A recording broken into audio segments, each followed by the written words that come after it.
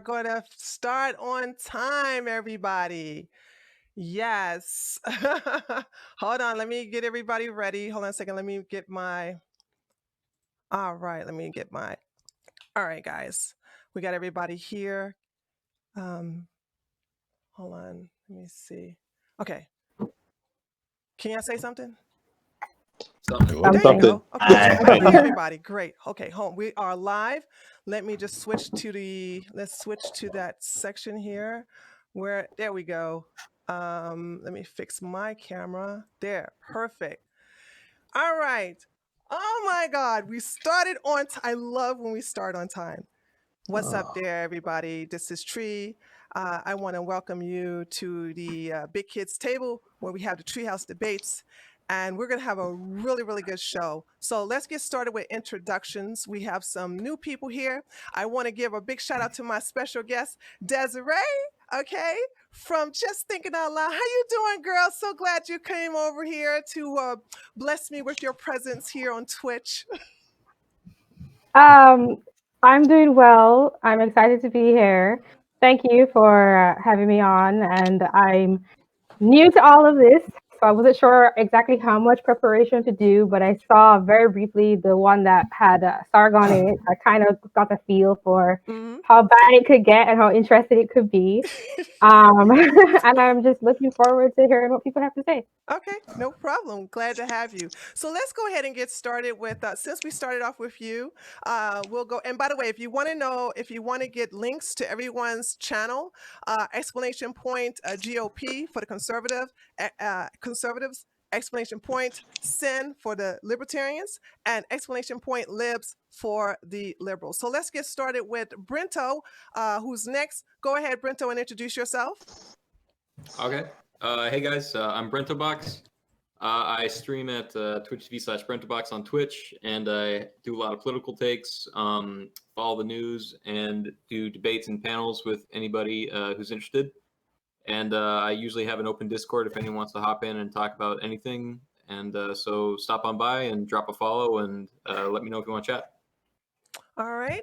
And next we have a newcomer here, our conservative brother from YouTube. I'm bringing a lot of people from YouTube over here to Twitch. This is Rafiq. Rafiq, go ahead and give your shout out. Let everybody know what's up with you and introduce yourself to our new Twitch audience. Good evening, everyone. My name is Rafiq Jennings. I'm not like an avid YouTube poster, but I may leave some interesting comments every now and then. I am on the conservative panel. I am in New York City, and I'm glad to be here. All right. Thank you so much. And of course, we have our favorite ANCAP. We're here. Last username makes me laugh sometimes. Like he is someone who I just actually love watching on debate panels. Last username, go ahead, give a shout out and about yourself, and we have the links available in the chat right now for those of you who want to find everybody's contact information, social media links to their channels in the chat. Yes, indeed.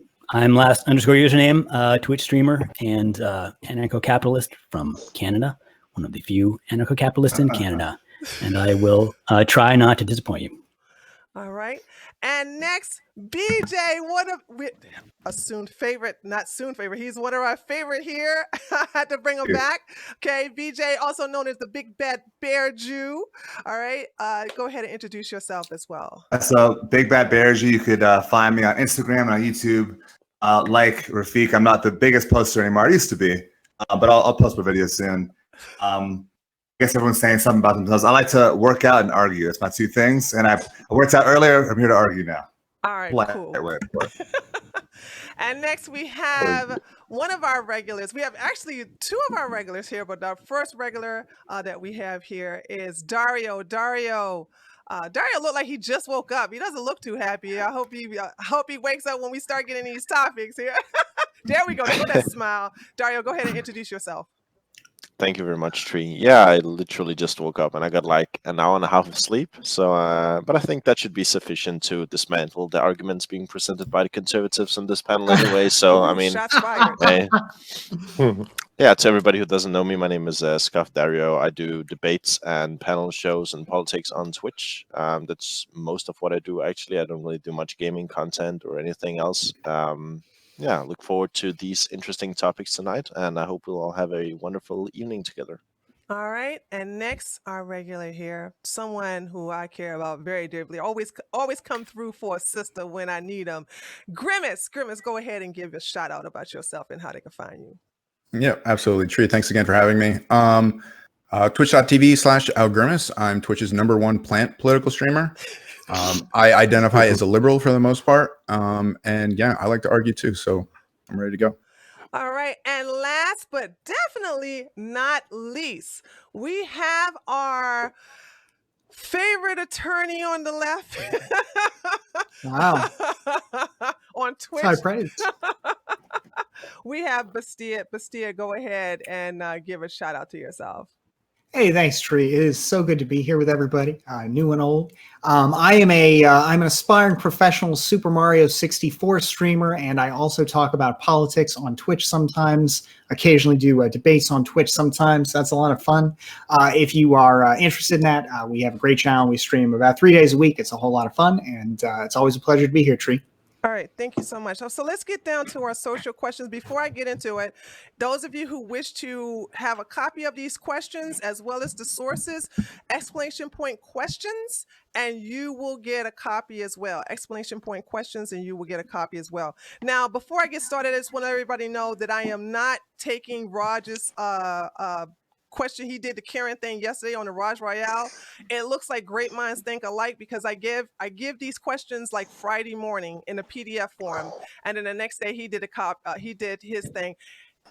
Definitely, we did not copy off of each other. I think the Karen thing is such a big hot topic that we both thought of it together. So yeah, I just want to, so nobody says that he copied off of me or I copied off of him. We just both came up with this idea separately, and as we all know, great minds think alike. So let's go ahead and get down to it. The social questions. By the way, I'm gonna read it, and then we're gonna start with the 2-minute opening arguments. Okay, so let me go ahead and start it off with the first social questions. According to the website Know Your Memes, the term Karen is a slang term used to describe a hostile female character who is generally characterized as an irritating, entitled, white middle-aged woman asking to speak to the manager. The term Karen has gained a huge popularity in recent months with no indications of dying out anytime soon. This has caused some women to speak out against the use, especially on Twitter, where some feminists said that using the term Karen was a slur, the equivalent to the N-word for white women, and they asked Twitter staff to ban anyone who uses it. I personally am aware of the degrading terminology of the word Karen and have named one of my shows BX Karen, where I will threaten to sue anyone calling me names in my chat. Since the word Karen is used by both Black and white individuals, it's hard to argue that this term can be used as a racial epithet. So here's the question. Is it justified to call white women Karen, and can it be considered a slur? Now, before I call on the first person to do the opening arguments, I want to say that we have 2 minutes where each person gives their 2-minute opening arguments uninterrupted, okay? And then after that, we'll go into the free form. So let's get started with Bastille.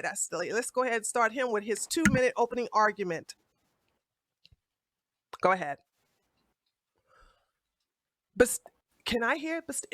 Sorry about that. Okay. Sorry about that. Look, I appreciate, again, being here. Thanks for that, Tree. Look, I don't think any serious person believes that the K word is on the level of the N word. But, I think it is nevertheless important to recognize that the K word is still a slur and a form of group-based prejudice. I mean, after all, it is, first of all, defined as a word used to describe women. And there are 1.1 million Karens in the United States today, 99.9% of whom, this is true, are women. These people have feelings too. And frankly, I think group-based prejudice is not something that should be encouraged under any circumstances in any sense. Now, obviously, the K word is not on the level of with the R word, the F word, or the N word, but it is nevertheless important to recognize that group-based prejudice should not be countenanced, it should not be supported, it should not be used. And therefore, I think to use the K word is absolutely a slur. And while, again, it's important to recognize that no serious person considers it to be on the level of the N word, for example, it is nevertheless a slur, and in that sense, should not be used to denigrate people for their membership in a group. Beyond that, I think it's very important to recognize, frankly, that the normalization of slurs should not be celebrated. It reminds me very much of, for example, the very casual way in which some people say that they've been gypped, ignoring the real historical harm behind the use of that kind of language, something which maybe a lot of people aren't aware of, but which is nevertheless very real and clear harm. Finally, I think that the use of the word, the use of the K word itself denigrates people who have very valid reasons to want to speak to the manager. People have very valid reasons for wanting to secure the best outcomes that they can in a commercial transaction in a capitalist society. Frankly, I think we need more people trying to get the best that they can out of capitalism and not less. All right, very good. And now we move on to our Grimace. Go ahead. First of all, I'd like to say I agree with everything Bastiat just said. But yeah, it is absolutely a slur. But it's more of like, it's more telling and kind of funny, like when you think about it, because like a few years ago, if we were having a conversation that if we were discussing if we should use a certain word or just say the word, like one side would be like, no, you shouldn't use this word underneath any circumstances. And the other side, the more reasonable side, was like, no, it's not the word itself that's the problem. It's the context in which it's used and the malintent behind it. But and if you were to try and challenge that idea, you'd have to throw something out that was ridiculous. You'd say like, what if everybody started using the word Karen as an insult? Like, would that be a slur? Like, well, it turns out it is, because people are taking offense to it right now, aren't they? And it's having the same kind of effect, because the actual moment that we push back against it and we complain about it, we've given the word power. So I don't think it's like we're heading in a good direction as far as what's the word I'm looking for? Our lack of emotional defenses against words. We're so easy to let people insult us and let people offend us that we've kind of opened ourselves up to any kind of word. Like people just have to get together and make a word and then use it against people, and people are just emotionally destroyed, which is unfortunate. And it's probably something we're going to have to address here in the future. All right, very good. Okay, Dario. Yeah, I mean, I think Bastiat and Grimace put it very well. I think Bastiat may have some like personal feelings about store managers that need to be remedied before we. But it is what it is. Is Karen a slur? I don't know. I think it depends a lot on like your definition of a slur. I think sort of the colloquial definition, like I guess I can just read from Wikipedia. It says insinuation or allegation about someone that is likely to insult them or damage their reputation. I think it most definitely has become a slur in recent time, the Karen word, the K word. I think whenever you use a slur against someone, when the slur represents like immutable characteristics, like being white or being a woman or whatever, it's obviously very bad. I think we would mostly agree with that for like most slurs. We wouldn't accept this for like, I don't know, really any slur. I think, and even if you use the slur against someone who isn't like a part of that race or gender, it's bad. So just like calling somebody you dislike online for like an F word or whatever, just to associate that with being something bad, I think we can all see how that leads to like bad outcomes and things that are undesirable. Because when you call somebody a Karen or K word or whatever, you want to sort of draw attention to sort of women or white people in general. And you sort of want to invalidate their opinions. And I've seen a lot of people invalidate the opinions of women on the internet by just calling them Karens whenever they disagree with them and just like trying to end the conversation there. I think that's a bad thing, and we should avoid that as much as possible. Yeah, that was it. Okay. BJ, go ahead. So if you're calling someone a name to refer to them by their race because you want to stereotype them by a certain characteristic, that's a slur. That's like the definition of a slur. I'm calling someone a name, especially based on a mutable characteristic, such as race or sex. I think the better parallel might be Becky or Shaniqua. If I was to say this Shaniqua over here, that's referring to her as a race and saying something bad about her race without even saying it. And same thing with the word Becky. It's also the same way. Karen, I don't really. Oh, we can say the word Karen openly. So obviously, when we say it's a slur, we're not talking about. When we say the N word or the F word, we can't even say the word. We have to put the letter in front because it's you'll be depersoned if you say it. This is not on level with those things, obviously. The word for sexuals, the K word, the other K word for Jews, all words that we don't use. And when you do use it, I mean, it's frowned upon. We shouldn't be using it. When it comes to other slurs, I'm a little bit more divided. Like Basquiat talks about gyps, which I didn't realize was, I'm guessing it's reference to gypsies, which I didn't realize. But I think when terms come so much into modern language, and especially in a way in which we don't even know where the term came from, I think it's less problematic. So that would be gyps. That would be, I guess, Indian giver would be another one, even though it's kind of obvious where that came from. I mean, it's frowned upon to say, but I don't really think it's as offensive as other terms. But I think that the other thing is that Karen isn't necessarily used in a racial or sexist way. It's used to refer to someone, obviously usually a woman, but have a parallel term for men. I don't think it necessarily has to do because you're a woman, but it's someone who's self-entitled, power hungry, that thinks they're better than you and know more than you. And I think it's fine to use in that format. Memes spread because there's truth to it. So like if you recognize, if you're stereotyping is up, you might recognize people who look at a certain way with a certain haircut acting that way. And if there wasn't a grain of truth in the meme, wouldn't have the audience to spread to. All right. Last username. So I don't think this controversy is really about is it a slur or not. Of course it's a slur. I mean, a slur is just an insult. These mean the same thing. What the controversy really is that there are certain kind of insults that we recognize are just socially unacceptable, that you should never use, even if you're trying to insult someone. And why is that? It's because I think it's because those insults have a lot of baggage to them. They imply they're not just derogatory to the person you're talking to, but they are derogatory to like an entire race or a whole bunch of other people. So the insult has this collateral damage. So I'm talking about, the N word or the R word, or, calling someone a Jew because they're cheap, or saying you got gypped. Like these things not only insult the person you're talking to, but they imply all sorts of other nasty stuff that you either don't mean to say, or if you are saying it, you shouldn't be saying it. And that's the problem. So the question is, does Karen have that kind of baggage? And I really don't see that.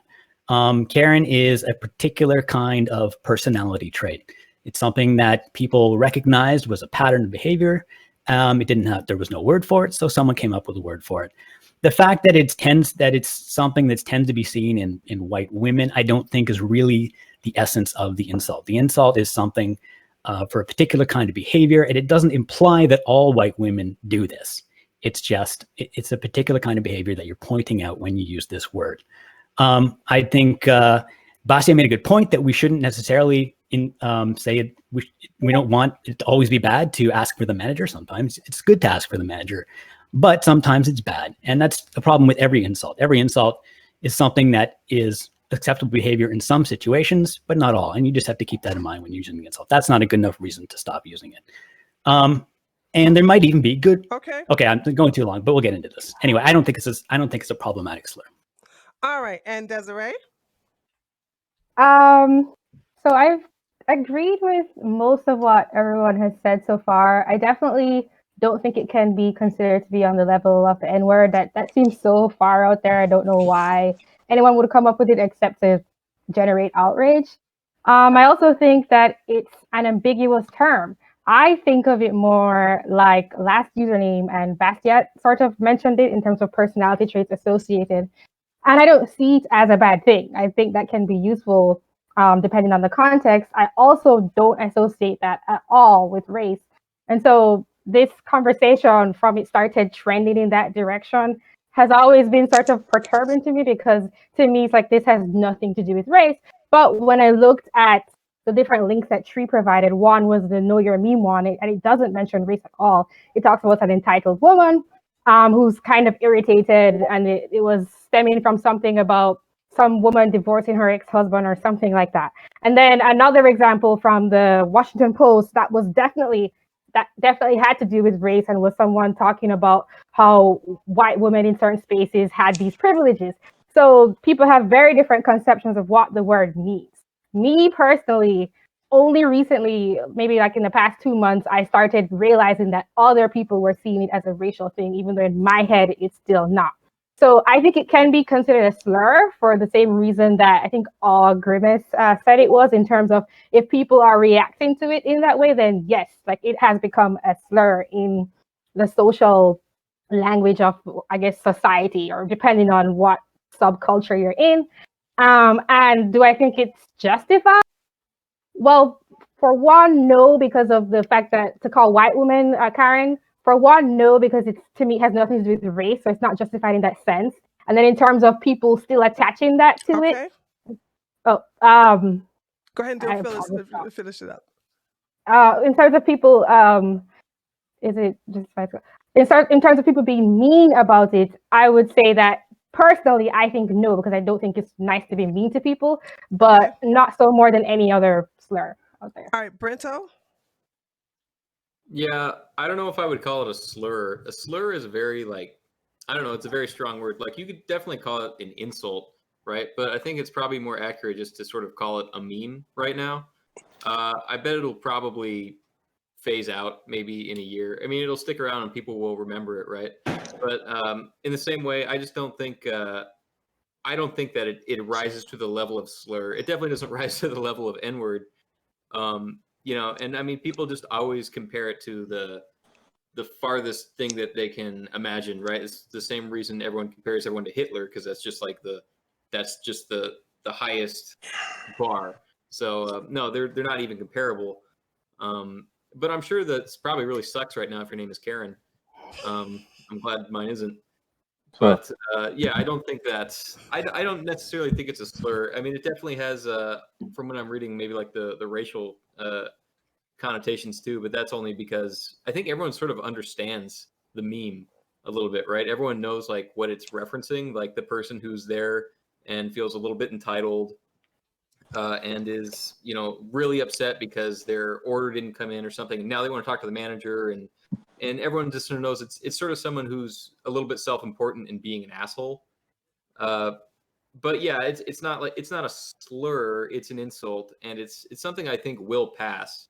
But it's probably good to have a conversation about it at least, because if someone was going around saying, I don't know, I think if someone was going around making it is a little bit based on race as far as this character, right? It's a characterization, and it wouldn't really be accepted, I think, no matter the race. So yeah, it's not a slur, but it's definitely an insult. Okay, and last but not least, Rafiq, go ahead. You have 2 minutes. Oh, lovely. More first world problems. I find the Karen meme funny and not offensive at all. I use Karen to describe anyone of any race and sex exhibiting those behaviors. It just happens to be mostly middle-class white women who just can never, ever be satisfied, who tends to have those behaviors. It's a far, far stretch to compare it to the N-word. This is just another case of the eternally offended white left trying to carve out oppression for themselves when there is none. I'm finished.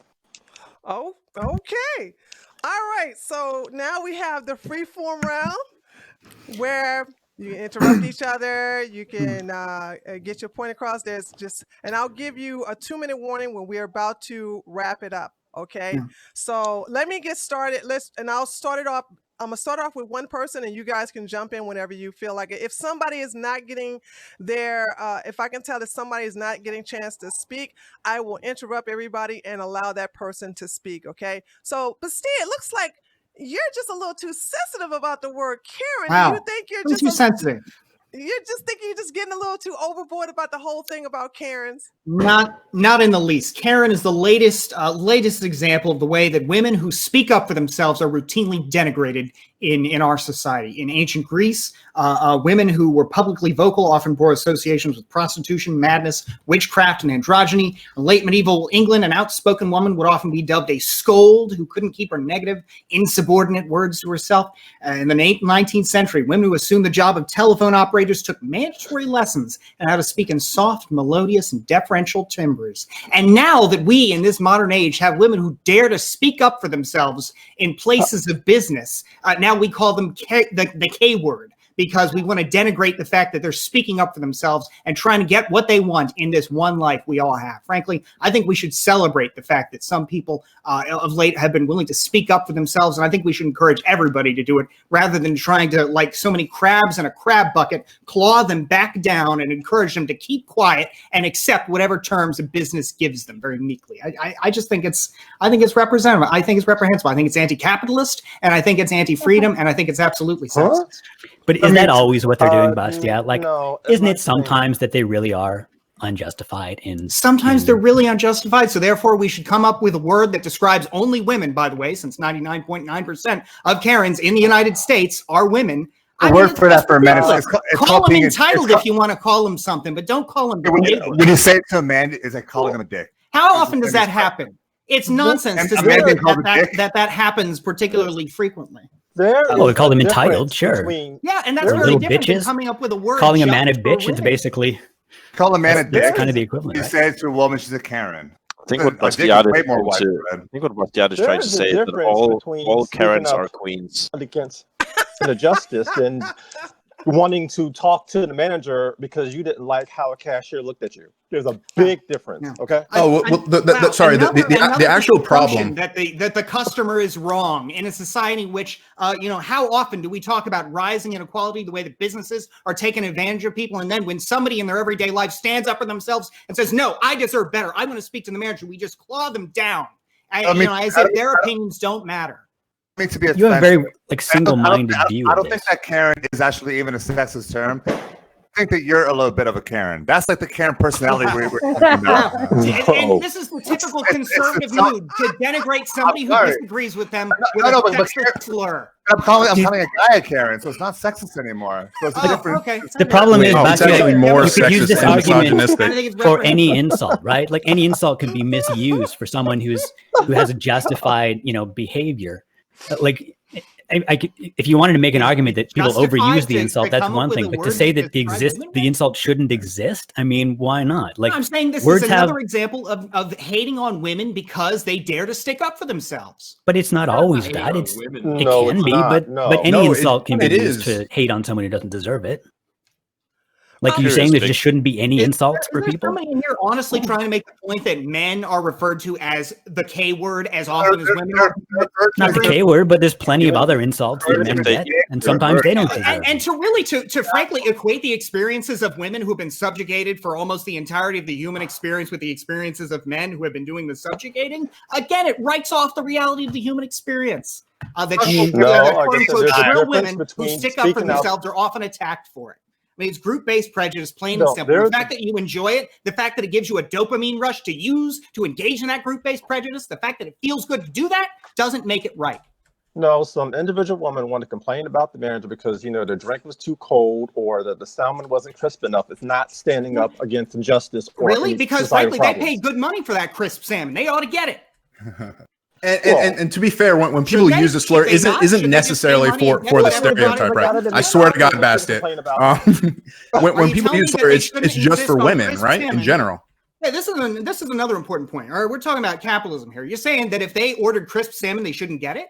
They should. I'm not saying that they should, but like complaining about some minute detail is just off, and they just want to make a big brouhaha out of it. That's not. Yeah, look, I don't know about. Nobody's saying that all women who complain to the manager are Karens. I think when we order something, we ought to get what we order. Yeah, sure, absolutely, and that's a case in which you would be justified in 0.1% off. Karen is a really like good-natured slur of a slur. Like it's not meant to brutally attack somebody. Listen, I'm Jewish. My whole entire family is full of Karens. I'm a bit of a Karen myself. You're a lawyer. I'm a lawyer. We're Karens because of it. Because I gotta say, I know better than you attitude. It's okay for Karens to call each other Karens, though. Exactly. The fact that you're wearing a slur does not make it less hurtful. The fact that you want to justify your use by using it yourself doesn't make it less hurtful. No one is actually all words. It goes with the F word, the N word, the C word. No one is actually Karen is not a slur. I would like to hear is from it a woman. never okay to use this insult? Is it never okay? What if someone is really being a Karen? Like it is too not much? okay to engage in group-based prejudice. Karen But is isn't an group-based example of prejudice? word used in group-based prejudice. By What's the default, group? it is the word overwhelmingly used to describe. What Boss said? What about insulting Republicans as a group? Is that group-based prejudice? If you're engaging in it as a matter of trying to say that they've all got some kind of innate characteristic rather than disagreeing with the political program of the Republican Party, yeah, it could be. Also, we're brainwashed. It's not that we have some. Okay, well, that's better, I guess, than having it. You're saying it's the Republican Party that forces it onto us instead of us having our own beliefs. I'm saying I disagree with the political program of the Republican Party. I'm not saying that you're brainwashed. Okay, but you are not is another matter to be decided. It's group-based prejudice. So I understand there's a difference between immutable characteristics, and that's I think the distinction here. You shouldn't be insulting someone based on immutable characteristics, but the slur is not about them being a woman; it's about the personality trait. 99.9% of the people in the United States who have the name Karen are women, but you're saying it's not about women. It's ridiculous. If this is a behavior that tends to be only white, absolutely about women. And you if you're willing to accept that it does tend to be white women who do this, then how could you come up with? How could you ever point this behavior out without making a group-based insult? It seems like it's just impossible to complain about this behavior. I'm saying let's not use group-based insults. Let's reference. But what's a group-based insult? I mean, what if the behavior is specific to a group? And how are you supposed to point out the behavior in any way without a group-based insult? I don't understand. So how would you, for example, describe somebody who is the K word in your mind? How would you describe them? He's got the K word. Karen is not just. But that word implies that everyone in that group is like that, right? Karen doesn't do that. Yeah. What I'm saying is, if you can describe, it's just a word that happens of a higher social economic background. Okay, look, if you can describe. Sorry, I didn't mean to cut you off. That's right. Karen is not just referencing all women. It's like a particular woman of a higher social economic background who just complains a lot and just cannot be satisfied. Period. The fact, look, if you're saying people who complain a lot, then just say people who complain a lot and can't be satisfied, rather than using a term that unabashedly implies. I would like to hear from a woman. Hold on, can I hear from a woman? Desi-Rae, can we get some female perspective in this, please? Yeah, sure. I wanted to say a couple of things. First of all, I definitely think that it's used to shut people up. And I think a lot of terms or insults are used in that way, not just this one. I also think that, I forget your name, Rafiq or something. Rafiq, I think you are downplaying how that word is sometimes used against people, because I don't think it's always just really lighthearted stuff that's not very important. I think those are the two biggest things I wanted to say. I think that it's based on group-based insults. Like Bastia is saying, I don't think it's just the personality trait, and I think it's used to shut people up, especially because it's been used so much more frequently in recent times. People found other ways to describe, I guess, this kind of personality trait, and nowadays I do see it being used against women, not just of a particular race, but more towards a particular race, but not. So what about the term? This is for Bastia. This is group based, right? What about the term womanizer? Because it's used to describe men. So it's a slut shaming men. Let's be honest. Calling them a womanizer. That's referring to men. Is that a slur? Is that bad to say? No, I mean that's a word specifically designed, or like specifically referencing a treatment of behavior. Like there's no equivocation on the definition. That's what Like Karen that implies does. lecherous behavior. Womanizer talks about men, and then Karen talks about women with personality traits. No, that's very different. The word womanizer is a very clear definition, and you could be a womanizer in a variety of circumstances. It mostly refers to It men. absolutely is a gender-neutral word, assuming that you recognize that a woman could be a womanizer as well. That's not true. It's not gender neutral because 99% of the time it's used to a man. Women aren't also called the womanizers. name, Come on. what's in Yeah, the you're saying that itself. because obviously we have a heteronormative culture where men traditionally are the ones who, are engaging in womanizing activity. But to say that a woman could engage in womanizing yes, activity, I agree. But I agree, boss. Yes, meanwhile, as far as Karen goes, so it is men that you're talking about. It's men because of a heteronormative society. It's men that womanizer refers to, right? That's no, I'm okay with it. you're trying to frame it that way, but you could absolutely You said have it a was female womanizer. you said it was men who were we doing. could have a male Karen. Who society. plays for the There's men, nothing too. about the culture word allowed it. womanizer. No, there's nothing about the word womanizer that implies man, but Karen, Yes, that's not true. Yes, it does. 99.9% woman, that implies. Like, can I say something? I want to say something because Bastia, earlier you made an argument that because of the word Karen is a female name, it obviously refers to women. So I feel like you're being kind of hypocritical if you go back and say that the word womanizer can refer to both genders when it's speaking. I think the fact that it's about sexual relations and it talks about one particular gender in a heteronormative society, that already indicates that it's talking about a specific gender. So I think that was like kind of a hypocritical double thing. But literally, I wanted to say that. The definition of Karen is literally like a rich middle-aged white woman. Like that is the definition. Karen is the name for a woman. There's no definition to it in that kind of way. It's literally a proper noun. Within the one we're talking about, though, it's referring to like the there's no definition in the name. Like you can use the word Karen to anybody. Like we were just using it at each other when none of us were complaining. I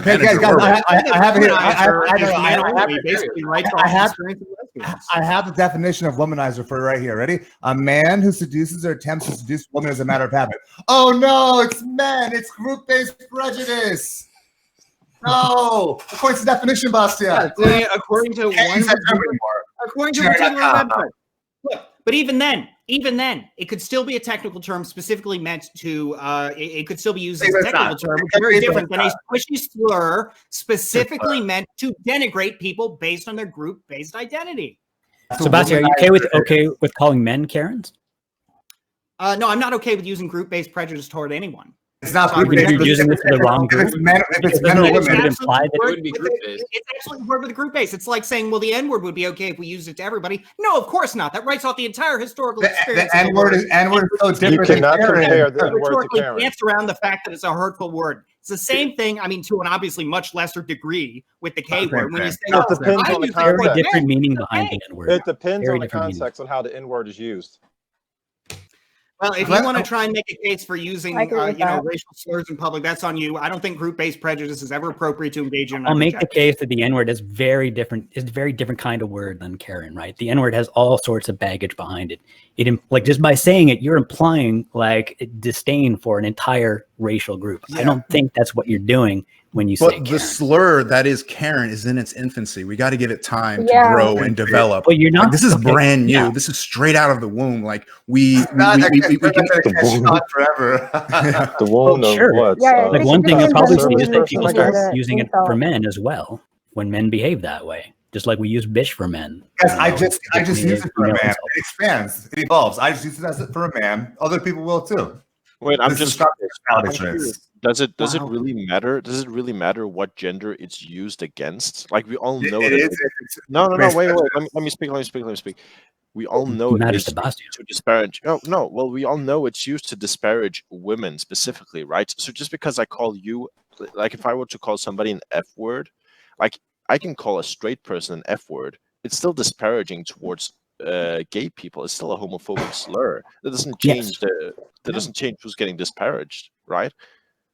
Like, but that's the thing. I don't see how Karen has that sort of collateral damage that the F word does. Well, we all agree it's not as bad. That doesn't make it not a slur. Just because it's not as bad, it's still a slur. Well, what do you mean by slur? A slur just is an insult.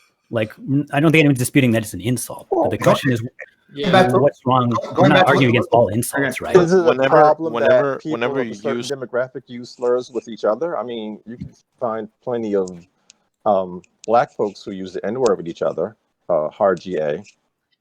But usually it has I'm- very different meaning when they use So stuff, Dario, I think you made a good point, but then my question back to you would be, okay, so yeah, if you use the F word to a straight person, then that is implying something about the original homosexual group, not the straight people. That is insulting to them. Again, we come back to womanizer. That it's a term meant for men. If you use it towards a woman, then still talking about men, isn't that the same point? Well, I mean, it might have been. I think terms can definitely evolve. I just think the word, like the term womanizer in itself, I think in 2020 doesn't have to be like against like a man. It's like a very gender neutral term. Well, I mean, it might have. I mean, I'll grant you, it might have been used mostly against men. I mean, sure, I don't think that changes anything about the argument, though. So you think a woman could be called a womanizer if she's sleeping around with other women or other men or men? The woman, I guess. So, yeah, it's typically women, right? I mean, both Woman, Karen and womanizer, they're both referencing like a behavior.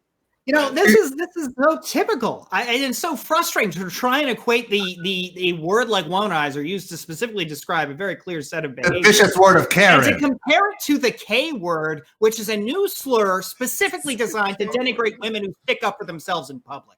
And You're it's just wrong. it's another example. It sounds explained for It's that. outrageous. It's the behavior. No, I don't know. I it's- kind of it's- agree referring to the with K your word, friend though. a little That's bit. so Called funny. out for it is Nobody equating designed the equitable K with word. womanizer. Just Women not are all all the time. Design the by language. the It way, doesn't work that and way. comparing Language that to evolves. somebody who sticks up for themselves in a public place. It's You just use like the word- calling a woman shrill for the 21st I think century. you're designing that meaning for it. I don't think that's what. Great. I think people are bad. That's how it's They're used like, now. That's absolutely how it's used 5 now. years Like, from now, yeah. You're what has inflating that it. meaning? It doesn't have that meaning yet, but it's like on the way there, possibly. Yeah. Okay, but so there are good behaviors that could be put like suppressed by using this insult. But that's true with any insult, right? The insult asshole.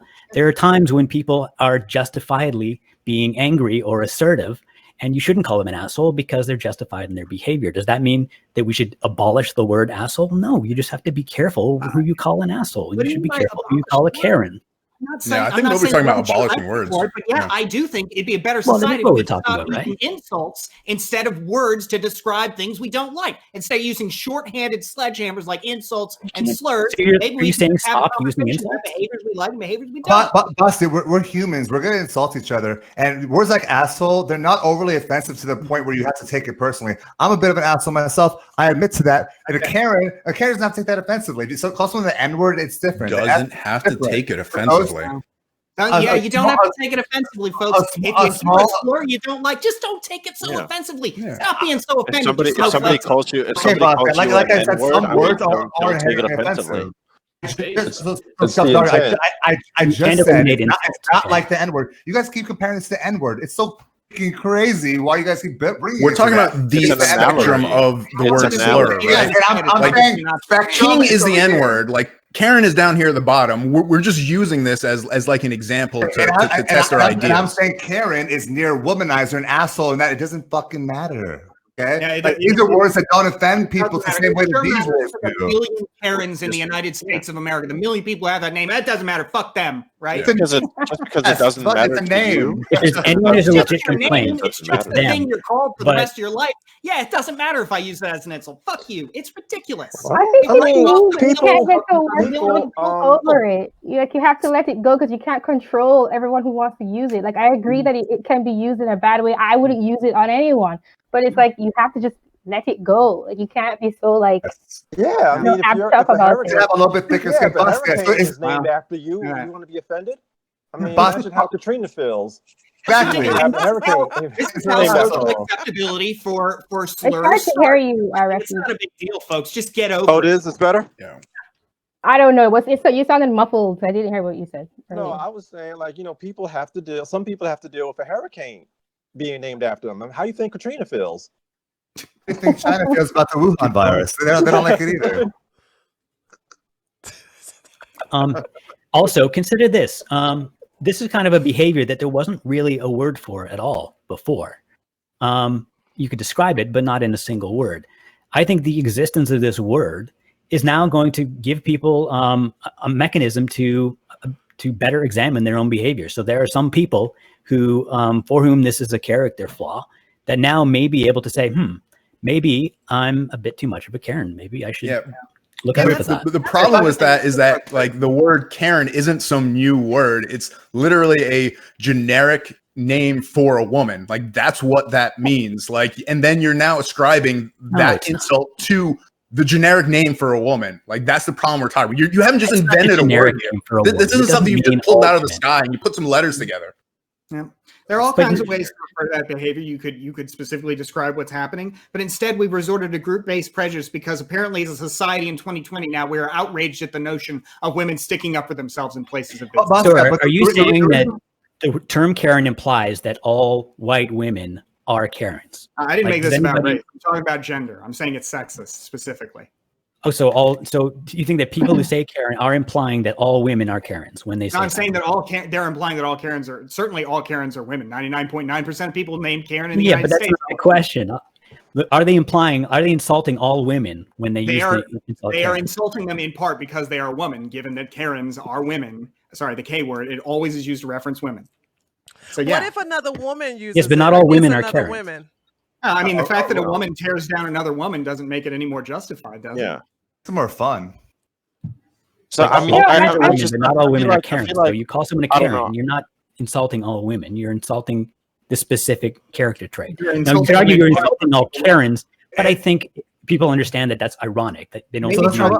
It's maybe trying to make all Karens an equal opportunity insult that can be used to refer to men, but nobody else in the public discourse has made that case. It is a word that is typically used to refer to women, and so when you use it to describe somebody, you are in part calling the fact that they are a woman into the issue as an insult against them. The reason why the slur is fun is because it's a certain behavior we all see, and when that behavior comes back at us, when you say Karen, and then there's an article written about how it's racist against white women and it's sexist and all that, it makes you want to use it more. For example, in this debate we've had, as you've been talking about Karen and having these Karen-like behaviors, I'm becoming more and more pro-Karen throughout this whole entire discussion. My monologue, I was like, yeah, it's a slur, I can see why, but now I'm like, I'm a real Karen hater at this point. I'm going to start going out there, I'm going to be pointing at people because of the behavior. I'm obviously joking, but your behavior makes it more fun to use because that's the behavior we see. We see that entitled, arrogant behavior, and we go, "That's a fucking." That's fine. Typical Republican to describe a slur as being fun. By the way, yeah, go ahead. If that's all you need is well, the slur is fun, so I'm going to use it. Okay, well, hey, that's on you. I mean, that's a reflection. But frankly, the fact is that using the N-word is so flawed. This notion that women who speak up for themselves in public places should be shamed for it is so backward and so reprehensible. Does everyone know what a schmuck is? Are you familiar with that term? There's a couple of schmucks on this panel. No. It's a Yiddish word. It literally means a part of the male anatomy. But what it usually means is it's a personality trait. It's like basically describing a man who thinks with his male anatomy. It's a behavior trait. Do you think that calling that schmuck is an insult that should never be used? It should not, because it's associated with men. Well, the appendage and like what it means to be a man are a little bit I guess anatomically it's the same, but like when we say men, we're talking about their brains and their personality, not like something hanging off of them, right? Sure, but I mean, it is strongly it's a personality trait that's only said to men, right? Like you don't call women schmucks. You call men schmucks when they're thinking with their crotch. So is this a problematic insult that should just never be used because it's specifically associated with men? Like, is this a group insult or whatever? Well, okay, if it's okay, this is my criteria. Okay, the reason why I have an issue with the K word is because of the way that it's been used currently in online discourse. So I don't know where you are at or whatever. Like if you're on Twitter and Twitch and whatever, like on our platforms. I see every single day, I see women having like arguments back and forth with people, and then suddenly somebody would just be like, "Oh, you're a fucking K word. Shut the fuck up." And the only characteristic that person will have from like the K word or whatever definition is that they would be a woman. And this is literally like every single day I see this now. Like since But I see that with all insults. Like people get called assholes when they don't deserve to be called assholes. No. Listen. That's what I say. Like if schmuck, in your example, if schmuck is used against men to sort of shut them up and like disparage their opinions or like end the conversation or whatever. Like if you call a man, like, Sure it is discussing sometimes. with a man. Yeah, sure. If you're discussing with a man and then he says something you disagree with, and you say, "Oh, you're a fucking schmuck. Shut the fuck up." Yeah, that's bad. Yeah, fuck that. Yeah, so I mean, but so should this word, like, I like the idea of words being like verboten or banned from existence because they can be misused. Obviously, words can be misused. That's just not a good enough argument to say that a word should Wait, never. do you think that that's our position, that we think we should ban the word Well, Karen? it is. I mean, what are we arguing for? Like, I'm just saying that this is a slur, right? There are people who shouldn't be called Karen sometimes that can be misused. I'm acknowledging that. No, I I don't know. that is a word that is fine to use. It's group-based prejudice. I don't think group-based like prejudice. is saying, like, never use the word no matter what. I'm not saying that it should be like banned legally, but yeah, I think if you're a considerate person who thinks about what other people think, then yeah, you shouldn't use it. But if you don't care, then obviously you don't care. Yeah, I mean, we're not. I don't we're not think saying anyone should would it be disagree with banned. We're just that. saying should you use it if you're like a decent human? No, I think that there are wouldn't times use when it you personally. can be justified in using the word Karen. I have a question for those of you. So I'm really amazed at you all. So you're saying those Bastid, Grimace, and Dario. So you're saying no one should use slurs whatsoever to shut down an argument.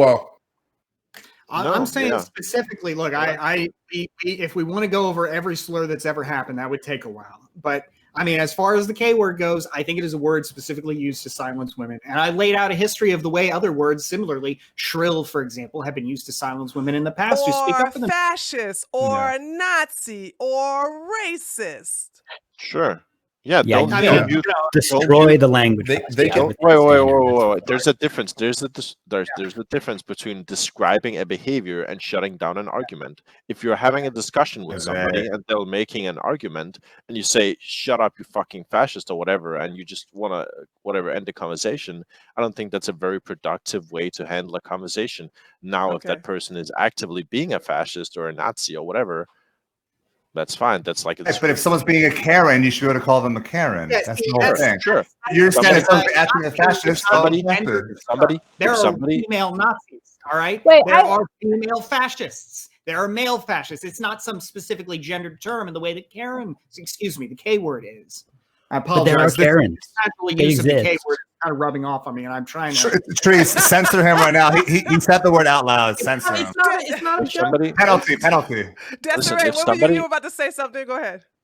Yeah, it was to what Big Bad Bear Jew said about how if someone is acting like a Karen, you should be able to call them that. But I agree with Dario and a little bit with Bastet, just not to that extreme, that it's not just calling out a personality trait. It has like a derisive connotation with it. So it is used to silence people. It's not just like pointing something out. I think it's definitely used to like shut people up. And I think that's not good. If you use that same standard, like what are other gendered or racial terms? I mean, like being a womanizer. I would never use them. Okay, but I won't get upset because other people are. Like that's why I disagree with Bastia. Calling someone an asshole refers usually to a man almost all the time. Calling someone a dick, a womanizer, even though you don't use it, these words are always used. There's other words that refer to, let's say, white people that are they're frowned upon, but you can still say them. And that's like hillbilly or redneck. Hillbilly maybe not so much, but redneck is still allowed to say. That refers to a certain type of person.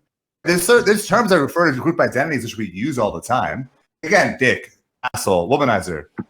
I haven't heard a good rebuttal against that yet. And aren't all these complaining about them? Like women are complaining against the word Karen right now. I mean, they can all be used that way.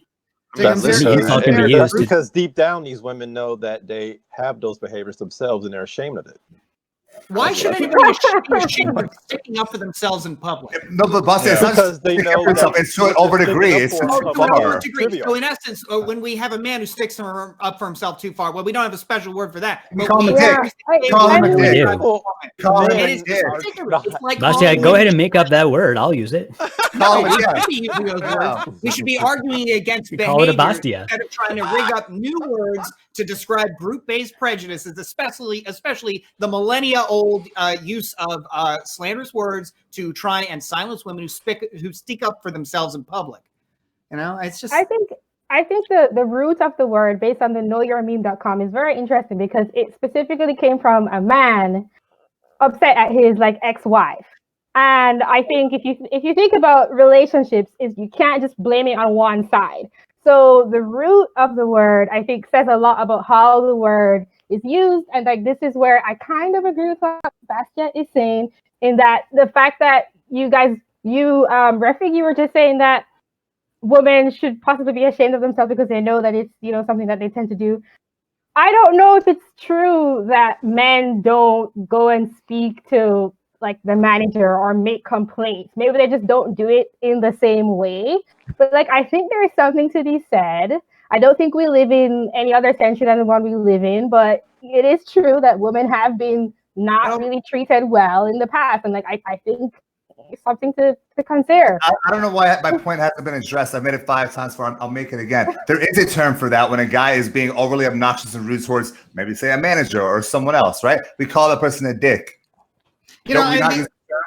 It's a gender term. I mean, I don't associate it with being rude. I associate it with being kind of entitled. So not necessarily that's what Karen is. That's what a Karen insult is. Yeah, they're entitled. Thank you.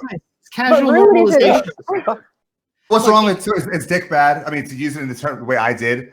Same way you use Karen. It's calling someone a dick. Dick is an appendage, though. It's not like you're not calling a person Jonathan or something like that, or Big Bad Bear Jew. If you call someone a dick, you're meaning the same way as Karen. They're entitled. They're being an asshole.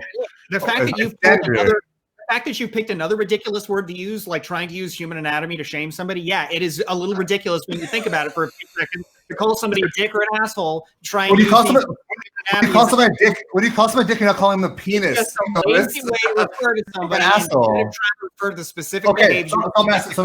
Is that bad? Is that group prejudice to call someone a dick? If it is, then I'll shut up. It's different. If it is, I'll shut up. It involves some of that, yeah.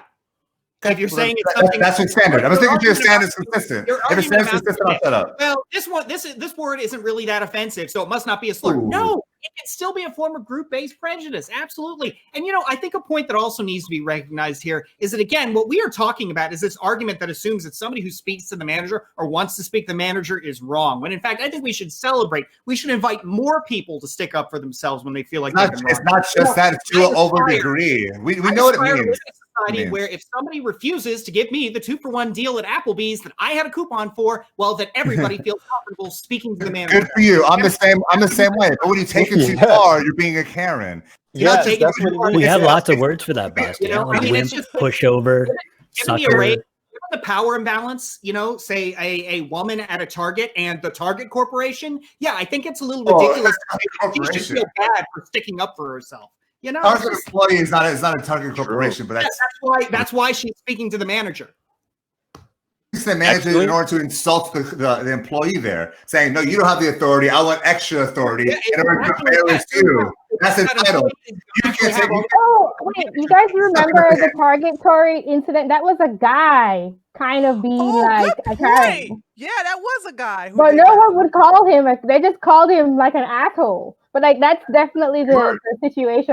It was exactly the same way. Asshole or a dick is the same thing as calling a woman a Karen. If nobody has called a man a dick to silence them in the way that women have been referred to by various slurs to silence them over millennia, it's obviously not the same experience. When you call a guy an asshole, that is shut up, dick. That is just so different from the experience that women have had being silenced through words like shrill or witch or whatever. Now today, Salem witch trials, right? This is 1,000-year-old. We're talking about humans today. This is something that has gone on for centuries and goes on to this day. A scold, a shrill, whatever word. Now we're at the K word and it's reprehensible. You can't estimate the N word to Salem witch trials. You can't compare instead of Karen. What would you like to replace the Karen word with? Which word to use, Overlord? I'd like to refer to people by the behavioral traits that we disagree with rather than just coming up with. And what is that term going to be? It sounds like the consensus is that they're acting entitled. So what would that word be? I don't know, somebody who's acting entitled. You they're acting have to too shorten up to a It's one not very word. satisfying. Look, I don't think you may say it's not satisfying to come up with some group-based prejudicial term. Maybe the wisest minds in here can come up with a more satisfying a word that gives you a more fun dopamine rush. You're But the calling point it of the the K word word. is to You're be calling it told. the word K to word, describe though, women. Bastiat. I don't see it. What's that? You're calling it the K word, so I wanted to know what would you replace the K word with? I would say instead of using the K word to describe women who speak up for themselves, I would say that to the extent you feel like somebody is acting too entitled, you just say that person is acting too entitled. That's very long, though. And Yeah. humans like Look, to go the that short is- route. Give me like a one word. No, I think humans like catchy phrases. Not much of an argument against the notion of, well, I'm saying group-based prejudice is wrong. Well, but what you're proposing is too long, so get fucked. It also doesn't really capture the whole. It doesn't capture the whole vibe of the behavior. I think right? humanity likes Vibe catchphrases. of the fact that it's Okay. group-based prejudice. I It's mean, also meant to what it is. mock them. Like the word has to be derisive. Like it's purposefully like that. Also, if we called people entitled for that, then soon entitled would be the next, controversial slur. That's how words work, right? It's not. We can't have like a world where we don't insult each other. People are always going to be insulted. But when we could criticize each other. we could agree We that the won't slur have entitled comedy is if they actually weren't descriptive, insults. right? And to like use the word entitled in The any Karen other is descriptive. circumstance and that somebody is being entitled, acting entitled, then like we would agree that's just a poor usage of the word. But the word Karen can be used literally against any woman who's speaking, like Bastiat's been trying to say. But so can entitled. It's You important can to call a remember woman that- entitled when she's not being There's no entitled. insults. It's important to remember. I know apparently we don't think that people named Karen matter, but there are a million people named Karen. There are very few named entitled. Are you more offended about the people named Karen or about the Yeah. women? They're kind of I feel different like issues. a full argument here. Millions of Karens and hundreds of millions of women. I stand with 1 million Karens. It's there are so Karens it's that are obviously offended by ironic. Some Like Karens nobody probably don't seriously thinks that mind all as much Karens. Yes, there are Karens who don't mind the Karen me. And that at all. doesn't make it okay for the ones who do. Well, then that's something they have to really like think about why they're offended. I mean, there's people. There's people. Listen, there is black people who don't mind getting called the N-word. That doesn't mean it's okay to call people the N-word. I mean, But it's the intent. It's the black intent. It's the intent. I go by the intent, not the word. It's the intent behind it. And we would not have good comedy if they weren't insults. Sure, but whether or not the intent is there doesn't change that it is harmful for people who could be identified within that group. This is just like psychologically true, right? Like there's tons of studies about this. All right, 2 more minutes on this subject. 2 more minutes. Then we're gonna move on. Go ahead. If they allow it to be harmful to them, then it's harmful. But if if they don't see the intent, that's not. No, but it isn't about allowing to be harmful, right? So when people say stuff like the N-word and keep saying it and like perpetuating calling people the N-word, right? You're perpetuating the oppression that black people face, and I don't fully inadvertently. agree with that because it's not just the people perpetuating; it's the people like Bastiat who get offended, who like it's a cycle, and both sides are like playing it. I do think that. As somebody who will unashamedly ask to speak to the manager when I feel like I am entitled to something that I have not received, yeah, I am offended by the notion of calling that as some kind of bad behavior rather than something that we as a society should aspire to. A society where everyone, man, woman, any age, any race, any gender, any sexual orientation, feels empowered enough to speak up for themselves at a Target or an Applebee's or whatever. I aspire to Karen though. It doesn't make you a Karen to ask if your order wasn't right, you're not a Karen. But if you're like berating the busboy or something like that because you didn't get this thing that you wanted specifically and it wasn't like it's that you've gone too far. Yeah, but you're going to be called a Karen in either case. What you're saying is, if you don't like the word shrill, don't be so shrill. It's just the same old story. The same old story. Well, we just gotta if you're a woman and you feel like you're being insulted, stop acting that way. Okay, it's a standard that has been used to denigrate women for centuries. All right. All right. Daria, you want to get the last word before I get everybody do their 2 minutes closing arguments? No, I mean I think we covered most of it. I think personally, don't use any slurs, especially if they target large groups of people. Okay, so let's do our closing arguments. 2 minutes, uninterrupted. And we're going to start with Rafiq. Rafiq, go ahead and give your 2-minute closing arguments on reference to is Karen the Karen word. I just wonder what happens to the old adage, sticks and stones may break my bones, but names will never hurt me. That's all. I just wonder what happened to that. That's it? That's it. Oh, short and sweet. Short and I like sweet. it. All right, Brento, go ahead. It's your turn now. Yeah, it is an insult. I kind of consider the word slur to be sort of like something a little bit more derisive and a little bit more serious. So I don't know if it necessarily rises to the level of slur. But yeah, it's an insult. And so it's not good, and you shouldn't refer to people as that. But everyone kind of knows what it sort of means, right? I don't know. There's no argument for it necessarily. It's pointing out shitty behavior and then kind of like putting it onto a whole group of people named Karen, and now they kind of have to live with it, and that's unfair. So it is unfair, and it's a slur. But there's nothing. I don't know. I don't think it's like at the level of the N-word, or it should be banned, or you need to get kicked off Twitter or something, which was part of like the initial question. I think it'll die out over time. That's it. All right, and Desi-Rae? I also think it's like a phase, and maybe in a couple of years, people won't really use it anymore. I think that it can be considered a slur only because of the way people are reacting to it. I also think it's not great to use group-based, and I do think it is group-based terms to shut people up specifically, but I also think you shouldn't use any term to shut people up like that when it's not actually related to their argument. Like if you just use the word racist to shut someone down. There's more I want to say, but I can't recall it right now. So. All right. BJ?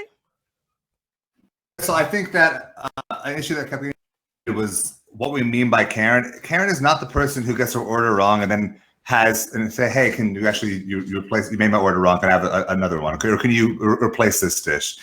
Karen is someone who goes above and beyond that, and we've all seen that in our lives. So now there's a word for that. Things we've all seen in our lives, and it's called being a Karen. Yeah, is it as it usually refers to women? Of course, but there's reciprocal terms that are used for men. I don't think it's bad necessarily to refer to certain terms for men and certain terms for women. I think in terms of like a hierarchy, like the Constitution has the same hierarchy for immutable characteristics. Race is on the one category. Sex is on another. Our differences in sexes, like in terms of women being shrill, women's voices are higher, so shrill is more aptly named. There are certain characteristics that both men and women have that lead to better insults. And now, what insults are okay? We should be allowed to use insults. Insults are the building blocks of comedy. Should we use it in order to end a debate? No, you should be arguing on substance. Just using an insult in itself, I'm not offended by it. I don't think anyone should be. I think if thin skin if you are. Another parallel to this would be the word boomer. The word boomer refers to another immutable characteristic, your age. The term "okay, boomer" is not really offending anybody. And if you are offended, you're extremely thin-skinned. And it just means that you're outdated, you're archaic, your beliefs don't matter anymore because you're old. Okay, that's equally insulting to people, but we don't really take it seriously, and we understand, like Desi-Rae said, that Boomer and Karen are going to be with us for 50 years. Their terms are going to be here for like a year and a half, and it's going to be fun to use in memes, and then they're going to go away. Okay. It's not serious. And the only reason we'll be serious is if we have people like Bastiat making it so much more fun to use these terms. Stop making it so fun. All right. All right. And last username. Yeah, so the problem is all of the objections I'm hearing to this word are things that you could apply equally to just about any insult in existence. So I don't know if people are saying that insults should not exist. If you are, you're arguing, you're engaging in a very ambitious project of social engineering. If not, then I just don't understand the justification. Yes, words can be hurtful. Yes, words can suppress people unjustly. They can do unfair things if misused. That's why you should be very, very careful whenever you are using an insulting word against someone. And Karen is most definitely an insulting word. But that aside, I don't see why it should particularly be excluded from our vocabulary any more than words like asshole or jerk or schmuck or bitch or anything like that. It's a powerful word that you should be very careful of, but it does not have the problematic aspects of things like the N-word or racial slurs like that, because it doesn't have that collateral damage. It's just describing a negative personality trait. It's one that happens to be associated with a particular gender, but there are many, many insults that have that exact thing. Probably most insults are like that. So I don't see a problem with it, given that it is an insult and that insults can be dangerous. All right. And Dario? Yeah, so I guess I'll address some arguments that we made earlier. The whole sticks and stones thing, I think slurs affect how we act in society. Like if the K slur gets popular enough, people will start viewing more people from that group that way, and it's just gonna promote like already existing biases against like assertive women that exist in society today. I mean, it's gonna change behaviors over time, and like the big losers will be like the collateral damage. It's going to be the women who have their voices silenced by people just calling them the K slur. The more we say something, the more socially acceptable it becomes. And like to last username, just your last point, are you saying sure slurs shouldn't exist? Yeah, to an extent. I mean, I'm arguing don't use slurs to shut people up, especially if those people aren't even engaging in like the behavior that the slur is supposed to illustrate, but are just like part of a large group associated with the slur. I think that's like the worst way to have discourse. All right. And Grimace? Yeah, sure. I think I'm mostly disappointed in the lack of creativity behind the slur Karen, right? The fact it's not actually descriptive in any kind of way. It's just the generic name for a woman or that women have. But like, yeah, like just like we should not use insults, we should also be making sure that we have emotional defenses against these things. And the fact that so many people are actually pushing back against this is actually giving the word power. Like the fact we're making it taboo to say means that people are now can use the word against people and it actually have an effect. And that's something I kind of wish to see us push back a little. We should actually just be dismissing and laughing at this as if having us, well, I guess I don't know if this is 100% serious, but like we should at least be wary of the consequences of arguing against something like this. Yeah. All right. And Bastiat. You know, I just Googled dick videos, and you know what didn't come up was men being harassed for being men and being defending themselves in retail settings. Then I Googled asshole videos, and guess what? Nothing came up regarding what BJ mentioned. But I Googled K-word videos, and guess what came up? A whole lot of offensive portrayals of women who are just sticking up for themselves in public. So frankly, I'll tell you this right now, to say that it's all the same is just empirically not true. Search it out for yourself on Google if you want, although I wouldn't recommend it given that, given what popped up when I looked for dicks and assholes. But in any event, I want to say one more thing, all right? I know that Rafiq was talking about sticks and stones, whatever happened to that. Here's a saying, whatever happened to this saying, the customer is always right. Ladies and gentlemen, right. The customer is always right. It's the slogan that made American retail great, that gave us great companies like Walmart, Target, and Amazon.com. Frankly, I think it's worth remembering that, frankly, customers ought to get what it is they are entitled to. And sometimes it may not be a pretty process, but frankly, if more customers stuck up for themselves, I think capitalism would be a whole lot better. The customer is always right. K-word is an offensive, group-based, prejudicial slur. That's it. All righty. Okay, so we had a poll, and the poll was, is Karen the N-word for white women? And it was overwhelmingly no.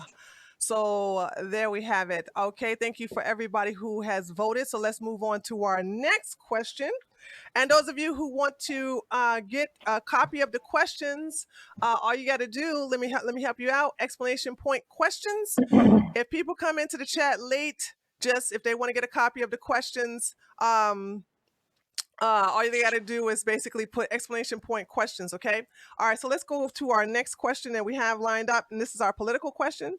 The Biden campaign has decided to take a page from Trump's book by organizing and recruiting voters from the opposite side. The new Republicans for Biden campaign is now underway in search of disgruntled GOP voters who refuse to support President Donald Trump by pledging their vote for Joe Biden. Some are saying that this move is smart because it will replace angry Bernie or busters with never Trumpers. This movement, in addition to strong endorsements of by Barack Obama, along with other prominent politicians and celebrities, will give Joe Biden the votes to win 2020 presidential election. Love him or hate him, Trump has managed to dodge every rock thrown at him by the Democratic Party. From Stormy Daniels to the impeachment hearings, nothing seems to stop him from securing his reelection November. Joe Biden, on the other hand, is not so easy. Each scandal that comes his way seems to weaken his chances of stealing the presidential throne from Donald Trump. Courting never Trumpers like Jeff Flake and John Kasich will do little to nothing in stopping Trump from being reelected. So here's my question. Are Republicans for Biden realistic or delusional? Let's start off with BJ. So I think that Republicans for Biden are kind of like supremacists in the sense that they don't really exist, but they're put on TV a lot. So a little context. Around 2016, 2017, when Trump gave his inauguration speech, I remember he was making these liberal talking points about paid family leave. And when he talked about that, Democrats would sit stone-faced, Republicans would cheer. Talk about the trade imbalance and need to help workers, Democrats would sit stone-faced, Republicans would cheer. It was kind of flipping of the parties in some sense that the Republican Party changed. The Democratic Party changed too at that time. The Republican Party became more populist under Trump. In fact, the Republican Party started to move away from the morally righteous neoconservative war hawks and taking in the working class that's traditionally been Democrats. The Republican Party now, in my opinion, is a great blend of the political parties of the early 2000s, taking good from both sides and casting out the bad. The Democratic Party is a mix of everything bad in politics. Now you have the never Trumpers, the self-righteous neoconservatives who just want war, the never Trumpers. You also have the socialists and the cultural liberals who only care about your skin color, genitalia, and who you have sex with. Republicans for Trump are not realistic whatsoever. They don't exist, so they can only be realistic. It didn't work in 2016. Same sort of strategy was used. And now many woken up to the fact that Trump isn't some Nazi trying to hurt gays and women's minorities. He's doing a great job. A lot of people are realizing that. Biden's going to have a very tough time debating Trump on the debate stage. Republican outcasts can't help him with this, even if they can provide some support saying, oh, I'm a Republican too, but he's a bad one. But there's George Bush. I don't know what Democrats like George Bush now. And Republicans don't. It's kind of this weird switch. But people like them are not going to help Joe Biden. The only thing that could possibly help him is the media spinning the coronavirus crisis and shifting blame to Trump that he doesn't deserve. Okay. All right, last username. Well, eyes kind of glaze over for this topic since I consider democracy to be one of the most evil inventions that mankind has ever come up with. But if I have to give my thoughts on this, I would say, like, it seems like the strategy makes logical sense, right? I mean, Biden has probably alienated all the, idealistic voters. The people who vote for him are the people who just want normality and don't really care about him. So it seems like if, he was alienated the purists and the idealists anyway, he might as well embrace the never Trumpers, pick up, got nothing to lose, right? No, it's my best take on it. All right. And Rafiq, 2 minutes. Okay. Go ahead. Republicans for Biden are delusional because, like many Democrats, not all, they seem to have a blind hatred for Donald Trump. When a person functions solely on emotions like hatred, rationality is out the window. I don't need to go into the gaffes from Joe Biden, as they're plenty well documented, as well as the scandals.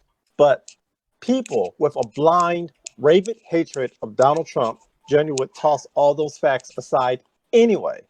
And if Biden wins, which we know is not going to happen, those Republicans for Biden, assuming they ever believed in core Republican Party values, will be the first people complaining about Biden's progressive socialist policies. The enemy of your enemy is not always your friend. That's it. All right. Okay. And Brento? Yeah, I think appealing to Republicans is just common sense. Like, this is how politics used to be. You used to just want everyone in the country to vote for you, and you'd say, hey, I'm the best person, and whether they were Republican or Democrat. And so it seems strange that it's in any way a controversy that Biden's appealing to Republicans. Yeah, you appeal to everyone, right? And I mean, the progressive left, they really fucking like hate Biden. So I mean, there's no reason going after them. If they hate Trump enough, or if they really want, like, you know, the left to win, then they'll vote for him or they won't. But there's no appealing to them. It's not going to change their mind at all. Now I don't know if it's actually going to be effective. I don't know if Republicans are going to vote for Biden. Some are. I've only talked to one Trump voter in the entire almost 4 years that has said, hey, I'm actually going to vote Democrat now. I'm not happy with Trump. Only one. So yeah, I don't think it's going to be an effective strategy, but it shouldn't be shocking to anyone. It should be just the run of the mill, par for the course of how you run a political campaign and how you try to be president of an entire country. Now, I don't know what Biden is actually going to do. I don't know what he could offer, what he could appeal, or what he could say that would make people that supported Trump or that were even on the fence, you know, want to vote for him. I guess the return to normalcy is pretty much the only appeal. Yeah, but I don't really know if it's going to change anything. I would say though, I never like it when people who support Trump or who are against Trump or support anyone say, like, it's in the bag, the election's over, because that's how you lose elections. That's how you lose anything. You quit before it's done, then you lose, period. So you should never be that sure in your position. Okay, Desi-Rae. To answer the question, are Republicans for Biden realistic or delusional? I think it's delusional in the sense that it wouldn't be effective. Not what Brento Box was just talking about in terms of appealing to the other side. The reason why I think it's delusional is that something significant would have to shift in terms of Biden's messaging and political campaign, and I don't think that endorsement is that. I was remembering when Hillary, I love bringing this up because I thought it was super gross, was using Jay-Z and Beyonce to endorse her political campaign, and I thought it was the weirdest thing ever. And it also didn't work. I think that if you were to change the voter base's preferences, it would have to be something significant. A lot of Democrats, from what I understand, who voted for Trump, it was because of how the country was moving and what the Democratic Party was doing. So I just think it has to be some fundamental change, and having other people endorse you wouldn't cause people to change their vote. Okay, last username. Yeah, I'm sorry, Bastille. I'm sorry, Bastille. Yeah, actually, I find myself agreeing with a lot of what Brento Box said. I think it's absolutely reasonable to try. I mean, it's historically been a strategy that has worked sometimes. You know, Ronald Reagan, for example, when he ran in 1980, he was running against Jimmy Carter, who had, though he was a very nice man, left the country in a miserable state. And the Reagan Democrats, as they were called at the time, came out to vote for him in droves, and he went on to a great victory. So, like, I mean, I understand the skepticism that a lot of Republicans will vote for him, but I mean, ultimately, he doesn't need a lot of Republicans to vote for him. But it would certainly help him if some Republicans voted for him. And frankly, like this notion that Joe Biden is going to perform terribly in a debate when Donald Trump lost all the debates to Hillary Clinton, and when Joe Biden won his last debate with Bernie Sanders, this notion that President Trump is going to have an easy time sailing past over 100,000 dead of the coronavirus and a miserable economy melting down, this notion that he doesn't do harm to specific groups when he specifically banned trans people from the military, this notion that he doesn't have a miserable history of gaffes and scandals going all the way back to the grab him by the pussy comment I mentioned earlier. It's nonsense. And frankly, it was nonsensical from the start to say that I believe it was the notion that racial supremacists don't exist. I mean, they have come out of the woodwork through this president's term in office, and all you got to do to see that is go back to Charlottesville, where they killed a woman for standing up to them. So, frankly, this notion that President Trump is not harmful is absolutely false. And the notion that there aren't Republicans who will vote for Joe Biden is itself false. It may not be many, but it doesn't need to be many. In America, we have very close elections, and if Joe Biden gets a few, he'll be that much better off. All right, Grimace? Sure. Yeah. Republicans for Biden actually makes sense. And when I thought about this question, I thought this actually makes Biden a pretty good candidate, because he appeals to a lot of people on the right. I don't know how all of you guys seem to miss this. Like, He matches really well with the Reaganites. He's an actual Christian, for instance. He has a reputation of being tough on crime. He's known to work with the other side. He doesn't pander to the extremes of his party. And for the libertarians, like, he's pro decriminalizing marijuana. And for the rest of us adults, like, I mean, we can see, like, they can see that we've come up to the cusp that we're on the cusp of becoming a banana republic, right? They see the fascist leanings now within the Republican Party. They see the neo-Nazis finding a place within their rank. They see the constant normalizing of the desecration of the office of the president, which I remember from back in the day that was actually, like, pretty important, right? At least during the Obama presidency. So he's been obstructing justice. He's extorting foreign countries for political favors. He's appointing crooks to extremely important positions. He's cozying up to dictators. He's distancing the U.S. from its allies. He's constantly creating divisiveness. Has constantly denying reality. And honestly, I think somebody said this before, but we're pretty fucking exhausted of this. Like, this has been a fucking a train wreck in general. And I think, like, not people on, like, the Twitterverse or maybe people on this panel right now, but, like, America in general is just fucking tired of having to think about politics all the time. And it's like, wow, he lied again. Like, what, is it a lie? And then you're getting bombarded by all this propaganda from the right. Like, people are fucking tired. Like, yeah, people don't want to have to think about this as much. So I think this makes sense. All right. And last but not least, Dario. Yeah, thanks for keeping me for last. I think I think Republicans for Biden, I think it's cool. I think Trump in many ways was like an atypical Republican, at least the way that he ran. Like, a lot of the Republican Party was actually against him when he ran. I believe that he has, like, many followers who are, like, Trumpers, but maybe wouldn't, like, vote for another Republican because he sort of, like, started a cult in that way. And I think by creating a cult, obviously some people would flee from it sooner rather than later. And I think this is just like an expression of that. When that's being said, I think the Harris X poll that is being cited is complete bullshit. This is not how data collection works. Like, we don't cherry pick one poll and draw conclusions based off of it, especially not when it's like the biggest outlier poll of all the recent polls. Like, Trump has an overall approval rating of 44% on aggregate based on recent polls. Like, Trump has the lowest net approval rating in recorded history at this point in time. Trump has the lowest net approval rating average during a first term of any president in recorded history. There's absolutely no data that would suggest that Trump even has a chance to beat Biden at this point of time. And if you look at battleground states and recent polling, Trump has no chance to win within margin of error. The most generous estimates possible still has Trump losing with 12 electoral votes. An average result has Trump getting demolished by 100 electoral votes. If the election was today, Trump would have less than 1% chance of winning. So I don't know what all this fucking, like, questioning in terms of, like, what Biden is going to do and how well he's going to do against Trump. Like, there's simply no data to suggest that Biden would lose against Trump. All right. Before we go into the Freeform, okay, Dario, you made a lot of claims. I did not see you post anything to back any of that up. If you did, Sure, I can post if all you of had that. a problem with that poll, then where are the polls that basically disprove those polls? Here you go. All right, because I want to be able to share that with the chat and as well as all the other participants here on the panel. Okay. So here is Trump's approval rating. All right. Okay.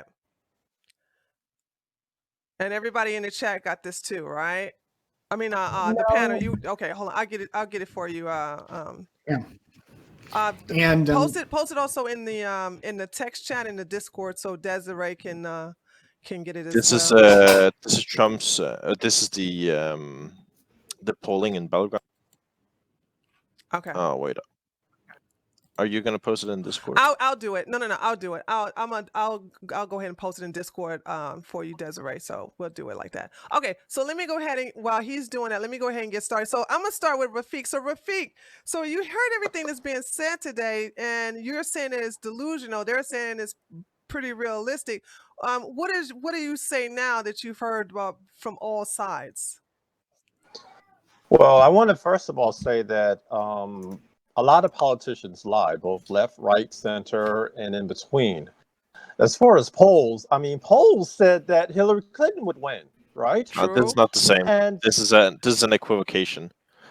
Biden And is This is 6 points. different. Biden. First off, Biden is 6 points ahead of where Hillary Clinton was in 2016. Second, polls in 2016 said that Hillary would win with a 70% certainty. That is not 100%. That doesn't mean she was going to win. No, don't use one poll. Other polls said something completely different.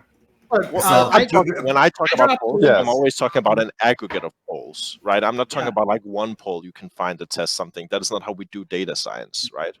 Yeah, and Of just course. for those who are curious about polling and this inaccurate notion that polls failed in 2016, there's a link in the chat to an article from The Hill where they went over all the polls, and it turned out in the last week of the election, the polls tilted closer to Donald Trump in all or almost all of the swing states. There was, I think, one or two exceptions. So because of this James, means because of the James polls Comey. Last changed. minute, That means probably the polls perhaps because changed of then. James Coney, who can say, but the polls turned out to be accurate. 2016. So that means the polls change like week by week or day by day. That's what it means, then, right? Sure. Exactly, which shows that right now you can say he has no chance of winning based on the polls. We haven't had a debate yet. When there's a debate, Joe Biden's going to fall apart like a sack of potatoes. It's going to be delicious. I can't wait for it. Again, there's a far better debater in Bernie Sanders. Bernie Sanders, a man who has engaged in public service for 40 years. Joe Biden held his own against him. Meanwhile, Donald Trump is going to melt like the orange mess he is. You're saying that Joe Biden beat Bernie? You said who wasn't as good a debater as Biden? Joe Biden beat Bernie Sanders in the debate as if there's somehow some indication I could do against Trump. Bernie Sanders isn't a good debater. Joe Biden isn't a good debater. And 5 months in isolation in his basement is going to make him go completely bonkers by that point. He needs to be a gap machine. Does anybody want to put money in this? I'm sorry, guys. Trump actually has a body of work right now. He has 4 years of fucking disgrace that you can argue against, not some fucking fantasy that's what your side believes. Republicans have huge approval ratings for him. Yeah, except when they're confronted with the facts, which is going to come out in the fucking debate. Okay, we'll come out in debate. Does anybody want to put money on this? Whether you know what is true, whether or not you're on the Republican or Democrat side, it is honestly that debates don't really do much for candidates. Like whether or not they will do a lot this time for sure. Every single debate. Trump's debate moment went viral last time. All his debate moments went viral for embarrassing Hillary Clinton. Doesn't mean it changes polling numbers. Yes.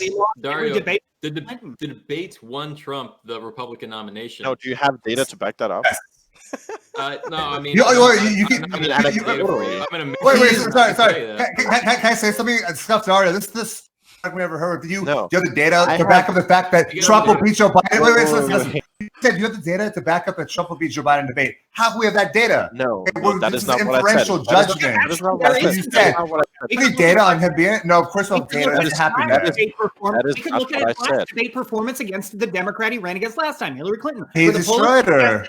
Lost each debate. Exactly. Because the popular vote will be going to Hillary Clinton. Listen, here I'll give you guys a secret. Ready? Wait. I'm going to give you guys a secret. I'm honestly saying this, so keep this between us, right? The secret is this. There are way more Democrats in the country than there are Republicans, right? And so elections depend on turnout. The more Democrats you get out there, the more chance you have of beating a Republican. Unfortunately, you guys, not for us. The Republican Party is fired up like crazy, and Democrats are so apathetic. It's like Joe Biden. Oh my goodness! They were fired up against Trump, though.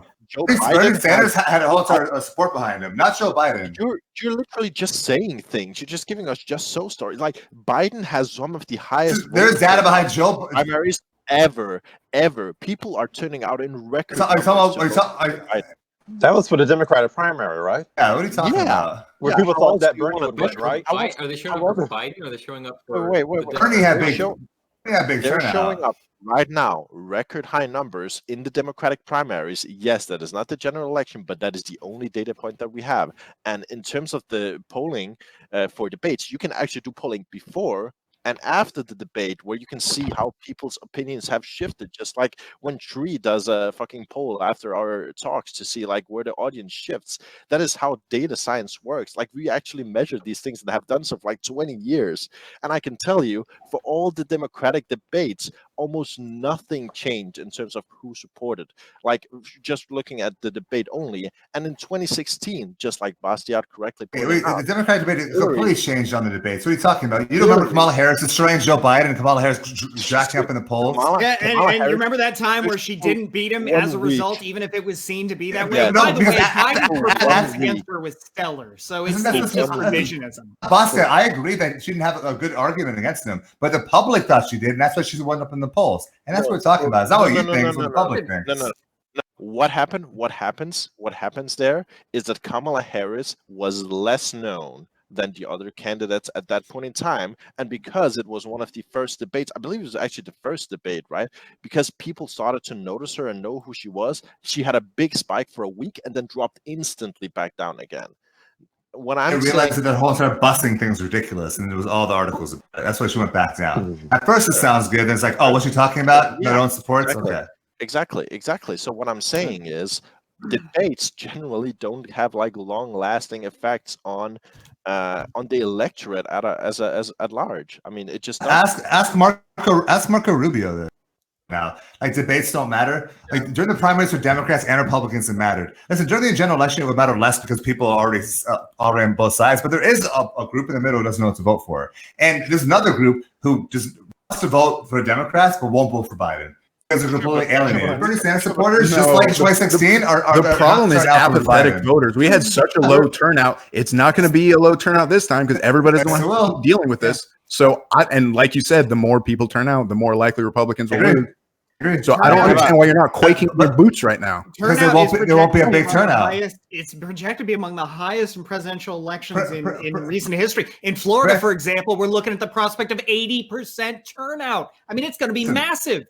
Young people are not going to turn out like they especially 2012, obviously. But that's the base Democratic Party needs. The old people turning out, they're going for Republicans. Yeah. And it turns out young people turn out. Yeah, old people are going to turn out. They're starting to skew toward Democrats like Joe Biden because Donald Trump's policies have led to the deaths of almost 100,000 Americans. I know. Much higher in the months to come. And it turns out missing 100,000 deaths over We debated your conspiracy theory last time. I'm not going to go into coronavirus right now. No, Donald Trump's policies did not lead to coronavirus. Desperate to absolve their leader of responsibility for the deaths that Americans have suffered of COVID-19. That is wrong. That is wrong. That is wrong. Trump used the same models that everybody else used in the coronavirus. This is not about the coronavirus. And that explains why we're getting devastated right now compared to other countries. Right now, we're going to get off to the coronavirus. We're going to stay back on the topic on reference to Republicans before Biden is realistic or delusional. So listen, when it comes to Republicans running for Biden, there's none of them, but there's a ton of liberals who were dismayed what happened to Bernie. 2016, who are not going to turn out to vote. They're not going to vote for Republicans. Wait, what you're saying? But a lot of them are not going to turn out because of this. So the turnout's not going to be high. Wait, the issue is that what you're saying, it sounds plausible. There's just no data to back up your statements at all. Like it doesn't. How can I understand this? How can I have data to back me up on what's going to happen in 2020? I can tell you how in 2016, and a lot of Bernie Sanders supporters didn't show up. Making a prediction about 2020 with no data, just your feelings. I told you it happened in 2016. That's the last data set we had. In 2016, Bernie Sanders supporters, a lot of them did not turn up, and they were running for Trump. Let me give you is some there data on 2016? No, just quickly, let me answer Big Bad Bear Jew. So what happened in 2016? A state like Arizona lost or went to Trump with 3 points. Hillary lost by 3 points. Right now, Biden is projected to win by 9 points. That is twice outside of projections. 9 months away is not that relevant. Right, or 6 months away. I'm sorry. Do you have better data points to back up your opinions? Like usually when I try I put my opinions based out of data. You keep saying data for polling, which is not going to be accurate at this point. What we should be talking about are the factors. Because it's 6 months away. Let's go with Big Bad Bear Jew's feelings on this. This is a better data point. What were you saying? Sorry, I'm gonna give you factors. I'm gonna give you factors that affect the election, and you can say yes, I agree, or no, I disagree. I'm not gonna say poll 6 months away. You just said that there's gonna be a low turnout. So here are the factors, right? The low turnout because young people are disenfranchised. There are polls showing that, and it happened in 2016 with almost the exact same situation of people. Yes, they do. They turned out in 2012 and in 2008. Okay, No, they did not show up at all in 2006. Not in significant They did. Young people turned out in crazy numbers for Obama in 2012. Wait. That was part of the new coalition. Okay, and now that didn't happen. No, listen. What I'm saying. Ask Boston. What do you think? What do you think? I'd like think pollsters do? Is there polls? If they're like data on how the Republican Party and Trump is like like a haven for neo-Nazis, because I mean, how many times does Trump have to disavow and condemn the alt-right and far-right, and how many like rallies where Trump was talking about that black unemployment is low, and all these white those are yay. So I don't show those on wait. TV. So I don't know what you're asking. I mean I can link you. I can link you polls that say that there's an increase in extremist right-wing violence since Trump got elected. Is that? Oh my goodness. But, wait, if data isn't good enough for if data isn't good enough for you folks. Here's something. The economy is melting down, and we're gonna have by November over 100,000 dead due to COVID. No, think about it, dude. We're gonna take it out of the coronavirus, dude. We know these lockdowns have nothing to do with all Trump. the right wing has. I know is you hate conspiracy Trump. theories. That's all they've got. What conspiracy theory? Right now is telling Americans to inject disinfectant. What do you think the anti-vaxxers are? The left has conspiracy. You can't put. Wait, so Boston, are you saying anti-vaxxers are on the left? Here's the difference. Here's the difference. The left's quote unquote conspiracy theorists aren't in power right now, while the Republican president of the United States Russiagate 3 years. That's who you got as the president right now. Here's the difference. The Russiagate, left wing is out of power, all you can do is keep on talking. and the right Come wing on. is in power, and that's the difference. Whenever you're And the wrong, right people are wing ranting, thinks so no one can as talk. the Okay. Look, the right wing being in power as the economy melts down, that's a real big problem for him. Someone if you come want off. to write off data, well, that's where we're at. Trump used the data that you all praise so much. And it turns here's the other difference. You're acting like there isn't a response, a bumbled response by our administration. And you're leaving out the state governors who had their own unique lockdowns. Let's talk about that global pandemic for a second then. Because the governors in most of these states, their approval ratings have gone up. National leaders in countries as different as France, Germany, South Korea, and Japan, their leadership has seen approval ratings start to skyrocket as a result of their handling of the coronavirus almost to a T. The reason why, can someone talk to you? You want to hear anything, Basquiat? Cowardly, response has led to no approval rating bounce for him at all, and it's going to go down as the body count goes up. Your approval rating is at all affected by the fact that the media completely hates Trump and that's all you've got. You've got the reporting on what Trump is doing isn't hating Trump. It's just reporting the fucking facts. Yeah. If your argument is that the media is depressing his approval ratings, it's not going to change. Would y'all have been happy if Trump took the approach Sweden has? Would y'all have been happy if Trump took the approach that Sweden has? Fuck Sweden's approach. I would be happy if Trump took. I like Sweden, man. I like Sweden. I like those northern countries. They got the free healthcare. If Trump took the approach that Denmark did, the U.S. would be so much better off. Comparing Denmark to Sweden, Sweden took a no lockdown approach and has 7 times more deaths than Denmark, who did a complete lockdown. It's insane. You can't go by the numbers. I can't necessarily go by the numbers there. We have to go per capita. But either way, I'm the economy there. Yes, you want to know the per capita. Millions of jobs here are being lost. Sweden has less than twice the amount of people. Boss about coronaviruses and the economy, right? But his point was about coronavirus deaths and then the economy. We can't have it both ways. You can't say the economy is destroyed and we have to stay on lockdown. There's a balance between the two. No, we wouldn't have a destroyed economy. Hold on. I really want to save the corona because we got a coronavirus thing coming up next. The next question, and I don't want you guys using all your arguments for this round. So I mean, if we're going to exhaust this, if you guys are finished, we can move on to the next one. But I just want to still keep it going because I just want to know. and I'm just asking this from the left point of view. Like, so you're just saying that catering to never Trumpers, because I'm keeping this on topic. You're saying that catering to never Trumpers, disgruntled GPO voters, is going to be effective to replace the Bernie or Busters. I don't know that you have to replace. Yeah, I have a question. So liberals on the panel, are you guys comfortable taking in neoconservatives into your party? Are you comfortable taking them into your party? I'm comfortable taking the That's votes where your of the party people. is? I'm comfortable taking the votes of the people who will vote for our How does it make you feel that all the neoconservatives are joining your party? Like, this is the one I want to join. I like my wars to be here. Point that Trump is some kind of anti-war president when he escalated drone strikes, when he killed an Iranian general, when he did relatively. Listen. Killing an Iranian general is president. It's ridiculous. He's okay, obviously let someone else escalated talk. American military involvement just because he has not. No, he has not. Yemeni children are still being bombed by he's not. American drones, and you're saying, "Oh, he's a peaceful president. He's a peacetime president."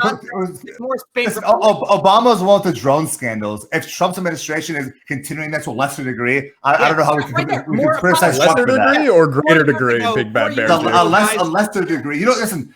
Trump is a lot more anti-war than Obama was, and Republicans are. So how do you trust anything Trump says? How do you know he's more anti-war? You guys deflected 10 times already. Are you comfortable taking in people like George Bush? Like, because you used to hate into your party. Yes, you want your party to become. You want your party to become a mixture of neoconservatism and rich liberal. It's neo-Nazis, right? Wave the George W. Bush boogeyman when President Trump has 100,000 dead Americans under his tally. It's nonsense. And I know under his tally. Just to be clear, Trini, the only reason coronavirus is coming up here, the only reason I bring it up is because Dario, like a true gentleman, tried to bring to BJ facts and statistics, and he rejected all of that out of hand. And so now we have to talk. What facts are you talking about? What facts are you talking because about? He's rejected data. Now we got no, it's not data. It's polling data. It's not data. It's not data and science. It's record of a melted okay.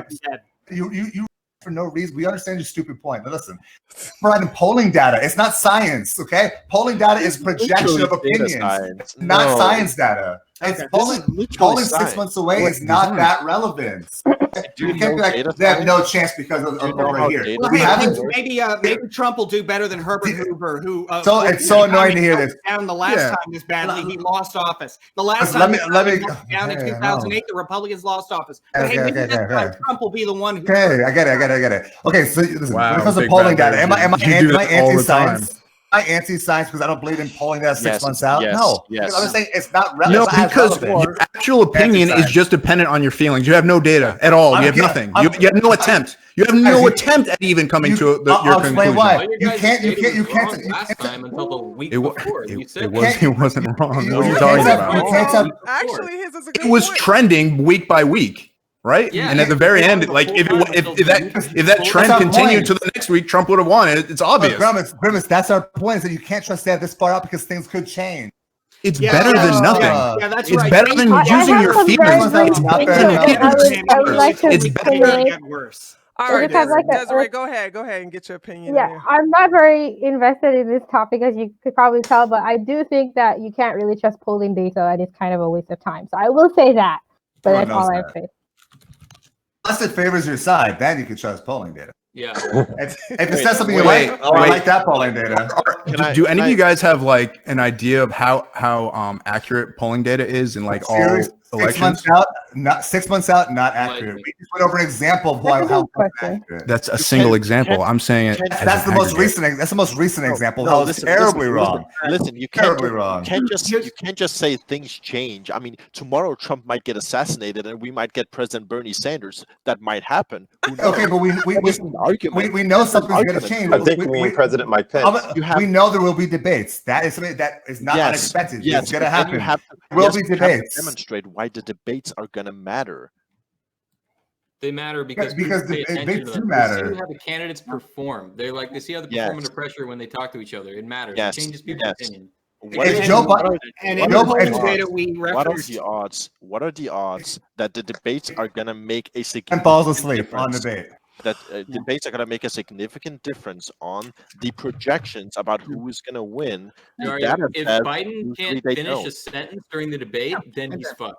Okay, Wait, so wait, Brento clearly did not. Wait till talk Joe about Biden that falls debate where asleep. Joe Biden finished actually. But all it sentences. did not And do a good for debate. those who want to It deny wasn't a good reality, debate. You're nice to him, boss. I'm sure he can talk very eloquently. First presidential debate, 43% Hillary, 40% Trump. Second presidential debate, Hillary Clinton 45, Donald Trump 40. Hillary Clinton in the third debate, 46, Donald Trump 40. Nevertheless, Trump is president. So If you're going to use your statistics, you need to post I them. linked, I linked them in the chat right there. Okay.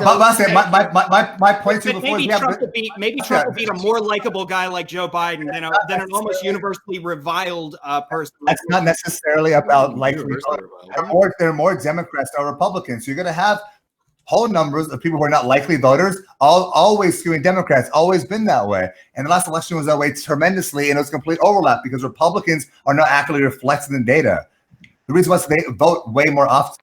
Okay, No, and when we come to most likely voters, Trump pulls in voters who were never most likely voters before this.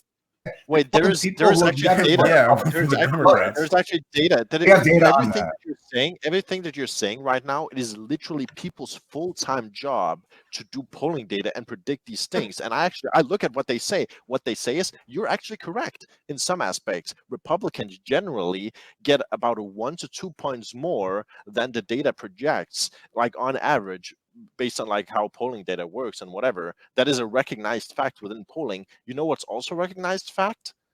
That the challenger usually gets 1 or 2 points more than the projected data, which, hey, as a matter of fact, that balances each other out in this aspect. So there you go. Do you have any other? Again, most recent example is 2016. That didn't happen. What else to tell you? You can say historically. Whether you blame James Comey or not, my point is this: things will change. Nothing can't change. Things will change next 6 months. Yeah, things will change, and they will only get worse as the bodies pile up and the economy melts. Yeah, like what's this things will change prediction you're making? What are the things that are going to change? There you go. Blame Trump for the coronavirus again. Stay on topic. Yeah, we have 2 more minutes on this one, and then we're going to wrap it up on to the next topic. Still, what happens when Joe Biden falls asleep on stage? It will be disaster. Okay, it's fun to dream. It's fun to dream, BJ, but don't agree. Am I the only one who? Did you watch the last debate? I watched all Democratic debates, right? When it comes to Bernie versus Biden, Bernie did not attack him on purpose. Or not. Bernie took it easy on him. Wait, am I the only one who watches Trump's addresses to the nation during like Corona stuff? Like where he's constantly stuttering over his words. Yeah, his brain is no. The Republicans like they phase that out. They make sure they don't actually listen to him speak. Stuttering is not the same as the gas Biden has. Yes. Grab him by the pussy. It's not the same. We all stutter. Hey, you remember his legendary speech about nuclear power? The nuclear, it's so strong. Okay, there's no strength like it. It's nonsense. Nobody cares. I can talk about those things.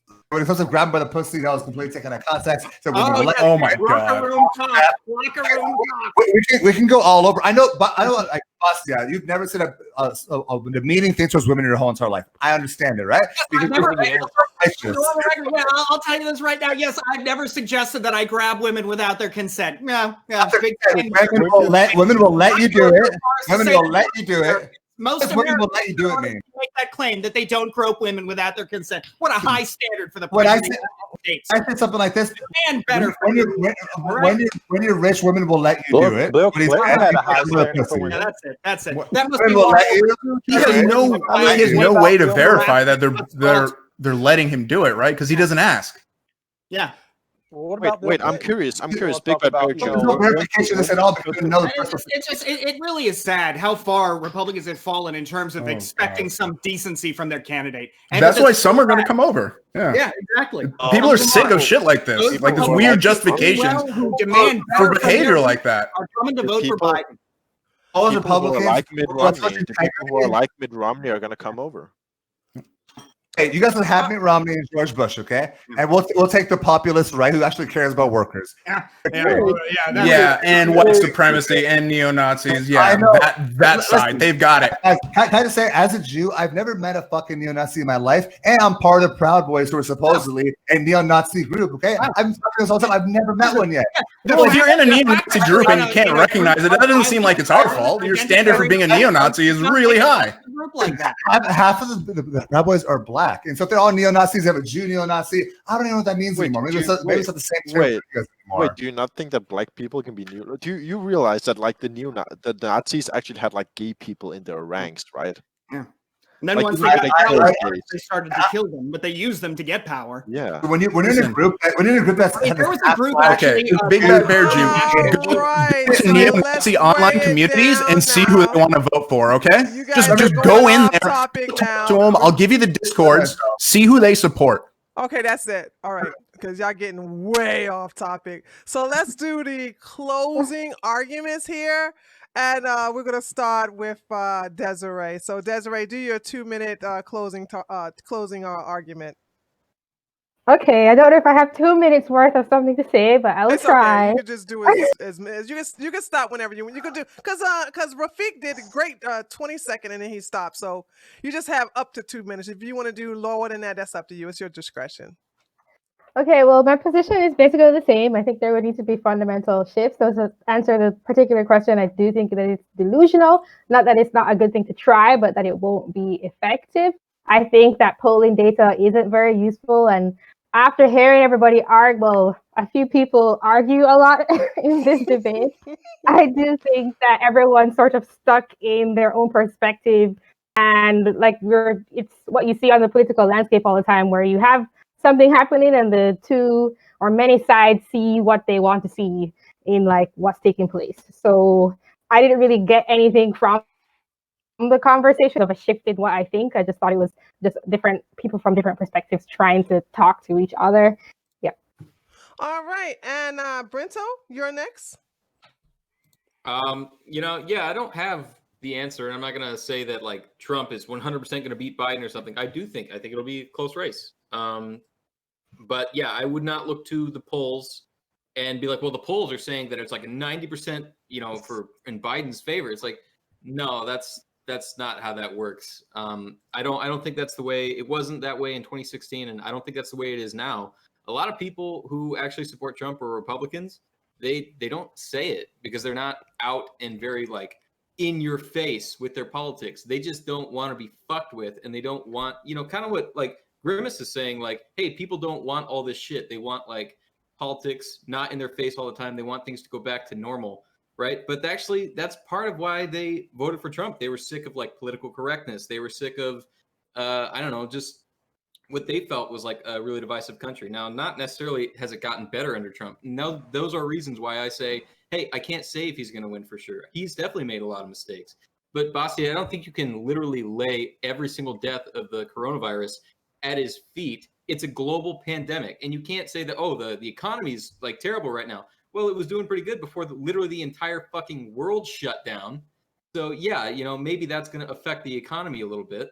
So no, I don't think it's in the bag for Biden. And I think, now to speak to the original question, yes, he should appeal to any Republicans that he could possibly get to vote for him. And Trump should appeal to Democrats, and he did in 2016, and I think he's going to do it now. I don't think that they're actually. I don't know if they're really going to change it.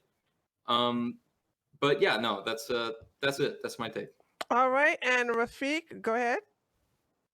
Me. Well, Joe Biden can try to appeal to Republicans. Will it be successful? I doubt it, but he can always try. But my thing is if that these Republicans may not share Republican core values, it would not go vote for Biden, but actually share core Republican values. Not saying that Trump does, because Trump, in my opinion, was able to just go take over the Republican Party because they don't have a spine. But just Biden, Republicans for Biden, they can just try. But my thing is, like, what are your core values?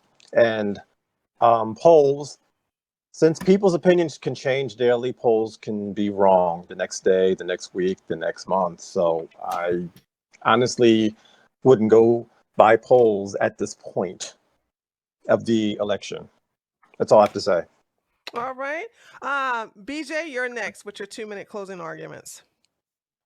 Start with my opening argument by talking about how during Trump's inauguration, there was all these liberal policies that Republicans cheered for and Democrats hated. The Republican Party has changed. And we haven't talked about policy at all. I hate getting these debates where it's like, I have to talk about neo-Nazis. I have to talk about all these stupid things that no one actually really cares about except for the deranged far left, okay? What people care about is policy. Extra 10 seconds for me. Listen, Go ahead, you got it. There's other policies that people care about, right? And so, because of policy, I don't understand how Democrats, I understand it, I'll explain it in a bit. Democrats are so comfortable saying, yeah, we can cater to the ex-Republicans. We shift our platform. We can, okay, here we'll give you some things and you'll vote for us. We'll make you guys happy. How liberals can be okay with that is so beyond me. It makes sense because you guys are all on the same page. All you want. They can come to our party. Just please beat the Orange Man. The Orange Man's so bad. The Orange Man's a Nazi. He's taking us all apart. Coronavirus, 100,000 deaths. This delusion is why we're going to probably win again. Okay? And when it comes to the polls, I do not know how you guys can go on after 2016 and be like, the polls are science. You don't know data? You don't know data because that's data. That's data 6 months from the election. Doesn't matter. Okay? I understand you're saying that I don't have the data to back myself up, but guess what? I don't have data to support something that happens 6 months from now. All we can talk about is factors that will lead that way, and especially policy. There's going to be a lot of policy arguments that are going to happen later on in the debates. Joe Biden's going to fall apart like he's been falling apart on live streams, like he fell apart in the Democratic debate. His performance in the Democratic debate against Bernie Sanders because he didn't fall apart. Yes, he had sentences. Yes, he didn't embarrass himself. Yes, he's such a winner. That does not mean a good debate. Trump is going to embarrass him, and it's going to be so delicious. Again, I think the coronavirus spin is going to be the one that actually the media can latch on the most. But the debates will matter, and polls do not matter. Okay.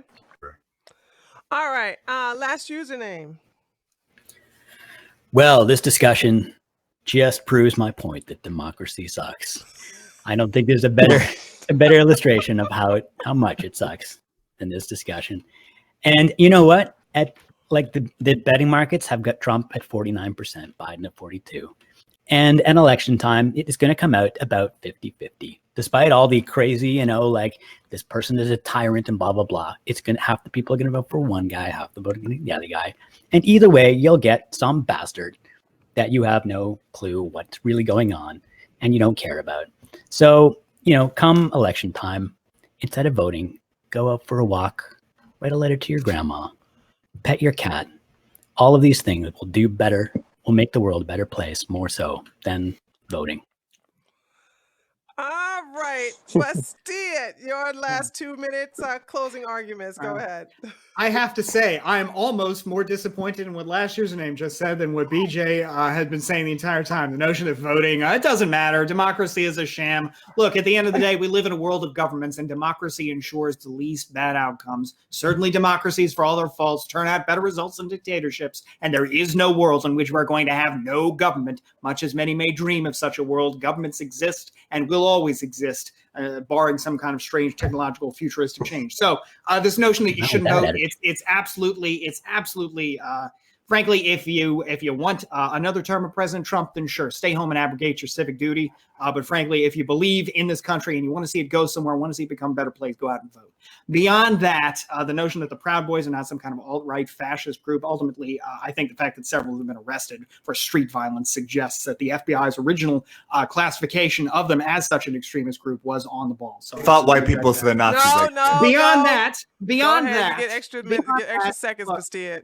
Sorry, I appreciate that, Tree. Beyond that, look, if you're trying to make the point that the betting markets aren't demonstrative, check out electionbettingodds.com, where they do show individually that Trump is 49-41 Biden, but where they show the Electoral College, which really counts, as Trump proved in the last election, the Electoral College is going to be over 300 votes for Joe Biden. So ultimately, I think things are looking good, and to the extent he reaches out to Republicans, it can only help him, and it certainly can't hurt him. Any Bernie or Busters who are already who are averse to the notion of reaching out to Republicans were already not going to vote for him, and probably weren't going to vote because indeed so few turned out anyway. So frankly, it's a shrewd move, it's a good move, and can't hurt to reach out to Republicans. All right, Grimace. Sure. So I actually noticed, maybe I should have been more forceful on this, but everybody says that they have no reason to go and vote for Joe Biden, at least the never Trumpers. But like I said before, he's actually a Christian, right? He's not a fake Christian. I don't know what percentage of Republicans realize that he's actually a fake Christian. I think they should, right? After the 2 Corinthians thing and like never going to church. But he's also has a reputation of being tough on crime. That's a Republican thing, right? He works with the other side a lot, and guess what the other side is? It's their side. And he doesn't pander to the extremes of our party. As you can see, we've banished the socialists and the Bernie supporters from our party. So I don't know. And the whole idea that like having neo-Nazis in your party isn't a big deal. Like, what are you talking about? That seems like it's very important, right? Like the fact you have like white supremacists being propped up and given a voice within your party. I don't think that's a good thing. And I think like actual like reasonable Republicans can see this, and they actually are not going to come out and vote for this again. So yeah. All right, and last but not least, Dario, go ahead with your last 2-minute closing arguments. Okay, you are muted, Dario. Sorry. Yeah, this notion that people who are like Trump supporters aren't vocal. I mean, have you ever checked replies under a fucking Trump tweet? These people will fucking tell you that they're supporting Trump, okay? Like, they might not have been vocal in 2016, but after Trump got elected, Trump supporters are the most fucking obnoxious vocal people ever. And like, I think this, like, the notion that pollsters and people who do this for a living don't do statistics and don't account for these variables is fucking mind-blowing. This is literally their full-time job. Like, this is like a 5-year education that people take to be able to do these things as accurately as possible. And if you look at how accurate polls are across the world, they are demonstrably accurate in what they're setting out to do, which is be the most accurate representation of the sentiment at the time of whatever they're trying to measure. I mean, Hillary in 2016 was within margin of error within 2 or 3 points in every single battleground state and became overconfident. That is what happened. Trump was also pulling a victory in about like half of the battleground states. Like, to compare that to where Biden is now is fucking disingenuous as fuck. Like, Biden is ahead by 10 points in some states. Like, there's only 2 battleground states where Biden is currently losing, and saying that all of that is just gonna change based on your feelings, based on like whatever thing that you just thought up in your head, instead of like listening to literal people that do this for their full-time job, like fucking betting sites that where you can actually win money on doing these things. It's just like, it's the biggest feels over facts argument I've ever heard in my life. All right. So the poll is over, and 55% voted that the Republicans for Biden is realistic. So let's move on to our last political question. And like I said, those But of you was it a fake poll? I'm just kidding. Can we actually trust those answers? No, I'm just kidding. All right. Have we got it out of our system now? Have we got it out of our system yet about the polls now? Is it everybody got it out of their system now? Okay, got it. All right. I just wonder if people start You placing guys money, are- who's going to win? You guys are Tree- so funny, man. You guys can You got a real good group here. As much as I've enjoyed going back and forth with BJ and Brento and last Tuesday, it's a lot of you got a good group here. These Yeah, guys they're are- a hoot. You guys are a hoot today. You had me laughing throughout the entire time. Let's Guys, see. I would like to make a monetary wager about Trump versus Biden. The problem is that Joe Biden will most likely not make it to the nomination because he'll be replaced by someone else. So the bet's going to end up being thrown out anyway. It'll be Stacey Abrams versus Donald Trump instead or something. Do you want God. to put money on that What specific reality? thing, like whether or not Biden is going to be the nominee? Hey Do you wanna put Dario, money you on that? already lost $1,000, dude. Why don't you just stop while you're ahead, okay? Oh, hey, I'm a gambler. Okay, I'm a gambler. Listen, Bear Jew, I'll take that wager. You said most likely. I'll take that wager. All right. It'll be Stacey Abrams. Okay. Okay, so let's move on to our last question. By the way, exclamation point questions. If you want to get the copy to all of the questions that we're going over now, if you want to follow along, exclamation point questions, and you'll be able to see what we're seeing, okay? All right, so here we go with the last question. As a former police officer, I am very disappointed in blue states like New York, California, Washington State, along with others, giving authority to their law enforcement agencies to violate the constitutional rights of their citizens. Here in the South, things are pretty much back to normal, but I can't say the same for other states up north and out west. Below are the sources to what I'm referring to, and you all already had copies of the sources. Also, those of you who get the questions from the chat, you'll see the sources as well. Normally, Democrats are against the police being granted power to enforce laws that will lead to the abuse of their citizens, such as stop and frisk, roadblocks, etc. But now it appears that Democrats, who are normally anti-police, are now pro-police when it comes to curtailing the constitutional freedoms of American citizens, while Republicans are resisting the formation of a totalitarian government. Here's my question. Based upon the sources above, are the Democrats slowly moving us into a police state? And so we're going to start off with last username for the 2-minute opening arguments. Right. So I don't think this is just a Democrat thing. This is a government thing. When this pandemic started, people said, okay, the government, well, this is an emergency, so the government can do all these things that it's normally not supposed to do. The problem is that it's not just an emergency. This had been going on for a long time now, and it's going to go on for a whole lot longer. That seems to be what we're looking at. We're not going to have a vaccine anytime soon. People are calling this the new normal. I think that's probably kind of right. So regardless, like, I'm not going to be able to make strong legal arguments against some people here who are literally lawyers. I don't know if this is legal or not. It probably is, but that's not the point. The point is, if there is ever a time, if freedom is ever worth standing up for, it is worth standing up for now, because this probably is the new normal. And if we give up rights now, then there's a good chance we're not going to get them back. This is how rights go away. There's an emergency, we have to take away your rights, and oops, that emergency goes on forever. It's happened many times before. That's all I'll say. All right, BJ? I always hear that Trump is a tyrant. But it came down to this crisis, when constitutionally it should be the state governments and local governments who are enacting policies on their citizens. Trump didn't make some overbroad rules to say, oh, the states have to do this, right? Yes, they provided PPE and other supplies, ships, that sort of thing. But was he a tyrant that took over? No, he left it up to the states, which is the way it should have been done constitutionally. Specifically, I'm not going to go as far as saying Democrats are pro-police. They hate authority like police, but like the governmental bureaucrats having control, making decisions. As part of the Democratic Party is believing that government can make better decisions for you than you can, and Republicans think that individuals can make the decisions for themselves. I'm not going to get too much into coronavirus right now, but it seems like the evidence is pointing to the measures being unnecessary, overblown, even counterproductive.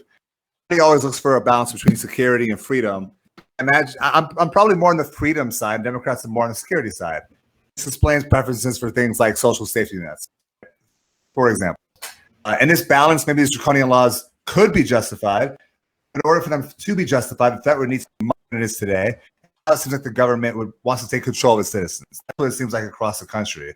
Usually Democratic politicians, again, maybe it's because of the philosophical I said above, but politicians are by their very nature power hungry. I don't think it's a partisan issue. I think we all agree that politicians are power hungry. They don't always want to be blamed for fiascos, but it's safe politically to be overzealous and take citizens' rights away than it's for the deaths of the coronavirus to be higher than they expect. Politicians care about their poll numbers. They'll be locking people up because of that. And even politically, even they think it's a good idea to be overzealous, we're going to rebel. And you're going to have more and more people who are left-wing becoming right-wing. I think it's a bad strategy because they're unnecessary, and we shouldn't be destroying our freedom and the economy over it. You have someone like Rogan, who is on the left. I know people say he's on the far right, he's a neo-Nazi and all that, but he's saying, I'm moving out of here, California's government's acting crazy, I'm going to Texas.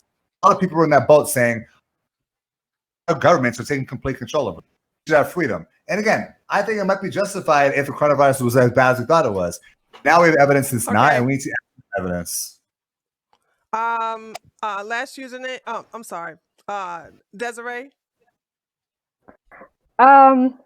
So to specifically answer the question, are the Democrats slowly moving us into a police state? I would say the answer to that is yes. However, I agree with last username in that this is not an issue that is just limited to one side of the political spectrum. I think that people in general and both parties, when they face an issue that they think justifies some action, such as removing the freedoms of people, they will go for it. And that issue differs depending on what side you're on, based on your value system, which is why we have like a political spectrum. So I think I was trying to think of examples, a proper example, which was stop and frisk. I think that you could say that stop and frisk works in terms of reducing crime and helping safety in a community. However, I think it's still wrong. And I think you can apply that to this situation where, yes, it's probably going to help, but it is stopping people from having their freedoms. And I don't know if it is constitutionally okay. I don't think so, from what I understand, in terms of actual lockdowns, which I think most of the US hasn't really done. Even though if you go off of the examples that Tree gave, people are being fined and arrested, etc. So yeah, I think that you could find a case for any political party where they will say this is justified, this is worth it, and they will use government force to implement what they think will make everybody safe. So yes, I think the Democrats are doing that, but I think that both parties do that when it's the right time. Okay, Brento. The question of whether the Democrats are moving us into a police state. The answer is yes, of course, but it's not because it's necessarily like a police state. It's like a state of emergency, right? So it is temporary. You could call it a police state. Like, the government actually does have a responsibility to set boundaries to kind of stop the spread of this in the quarantine. And we as citizens and as free citizens have a responsibility to push back or to push back and to like assert our freedoms where we deem necessary. And in the examples that you gave, there was a mother who's arrested for not wearing a mask. That is much too far. Like, if anything, there could be like a citation, and then that's not even saying that that's necessarily correct, but an arrest is too far. Whereas in another example, it said there was a grandma arrested in Sedgwick-Woolley after defying the stay-at-home order. But I watched the video. She invited people out and like was saying like, I'm going to give your kids cotton candy and stuff. Don't do that. That's absolutely ridiculous. Like, so those kind of things are examples where, okay, like, we need to be responsible, and where people are being irresponsible and potentially spreading the virus or setting up conditions and inviting people out for it, then yes, the government can step in and take some kind of action to help quash that, right? But no, I don't think, I think that we do have like a responsibility to push back, because as last username was saying, the government's going to government. Like, they will just keep doing it and they will never stop, and they will set up the conditions for it, and then they will never take those conditions away. And if you do it the first time, it's easier to do it the second time. So it's our responsibility as citizens to kind of like decide what we're willing to accept, and what kind of restrictions we deem necessary, and let the government know, either through voting or through just taking action. Maybe we're going to live our lives this way. All right, Rafiq. Me. Okay, first, I want to say that I admire Officer Greg Anderson in Seattle for taking a stand. He is an honorable man, which seems to be a rare breed these days in the triumph of the beta male era that we are living in. And Anderson's not a fraud. People have accused him of being a fraud without doing the research. On the police state, we're already in it. Since W. Bush era 2001, Ron Paul has been warning Americans that we are headed towards a police state. And since W. Bush era 2006, Pastor Chuck Baldwin out of Montana has done the same. It seems like after the 2014 Ferguson arrest that Americans noticed the police state in action and how militarized the police have become. We're already in police state. It's just more blatant now, especially in blue states. But Americans did not see it coming, perhaps from being busily distracted on the latest first world outrage du jour or whatever, or wondering whatever is going on in the pop culture arena. Quoting Chuck Baldwin's October 24, 2013 article, "I don't believe tyranny will come to America all at once. It will come piecemeal, city by city, state by state, and region by region. And liberty will be preserved in the same way. blue states don't love liberty. Their track record on how they infringe on the Second Amendment speaks for itself. But as long as Americans live in fear, they will surrender their liberties for safety in a heartbeat. Quoting Ben Franklin, those who would give up essential liberty to purchase a little temporary safety deserves neither liberty nor safety. That is it. All right. Bastille, your 2-minute opening arguments.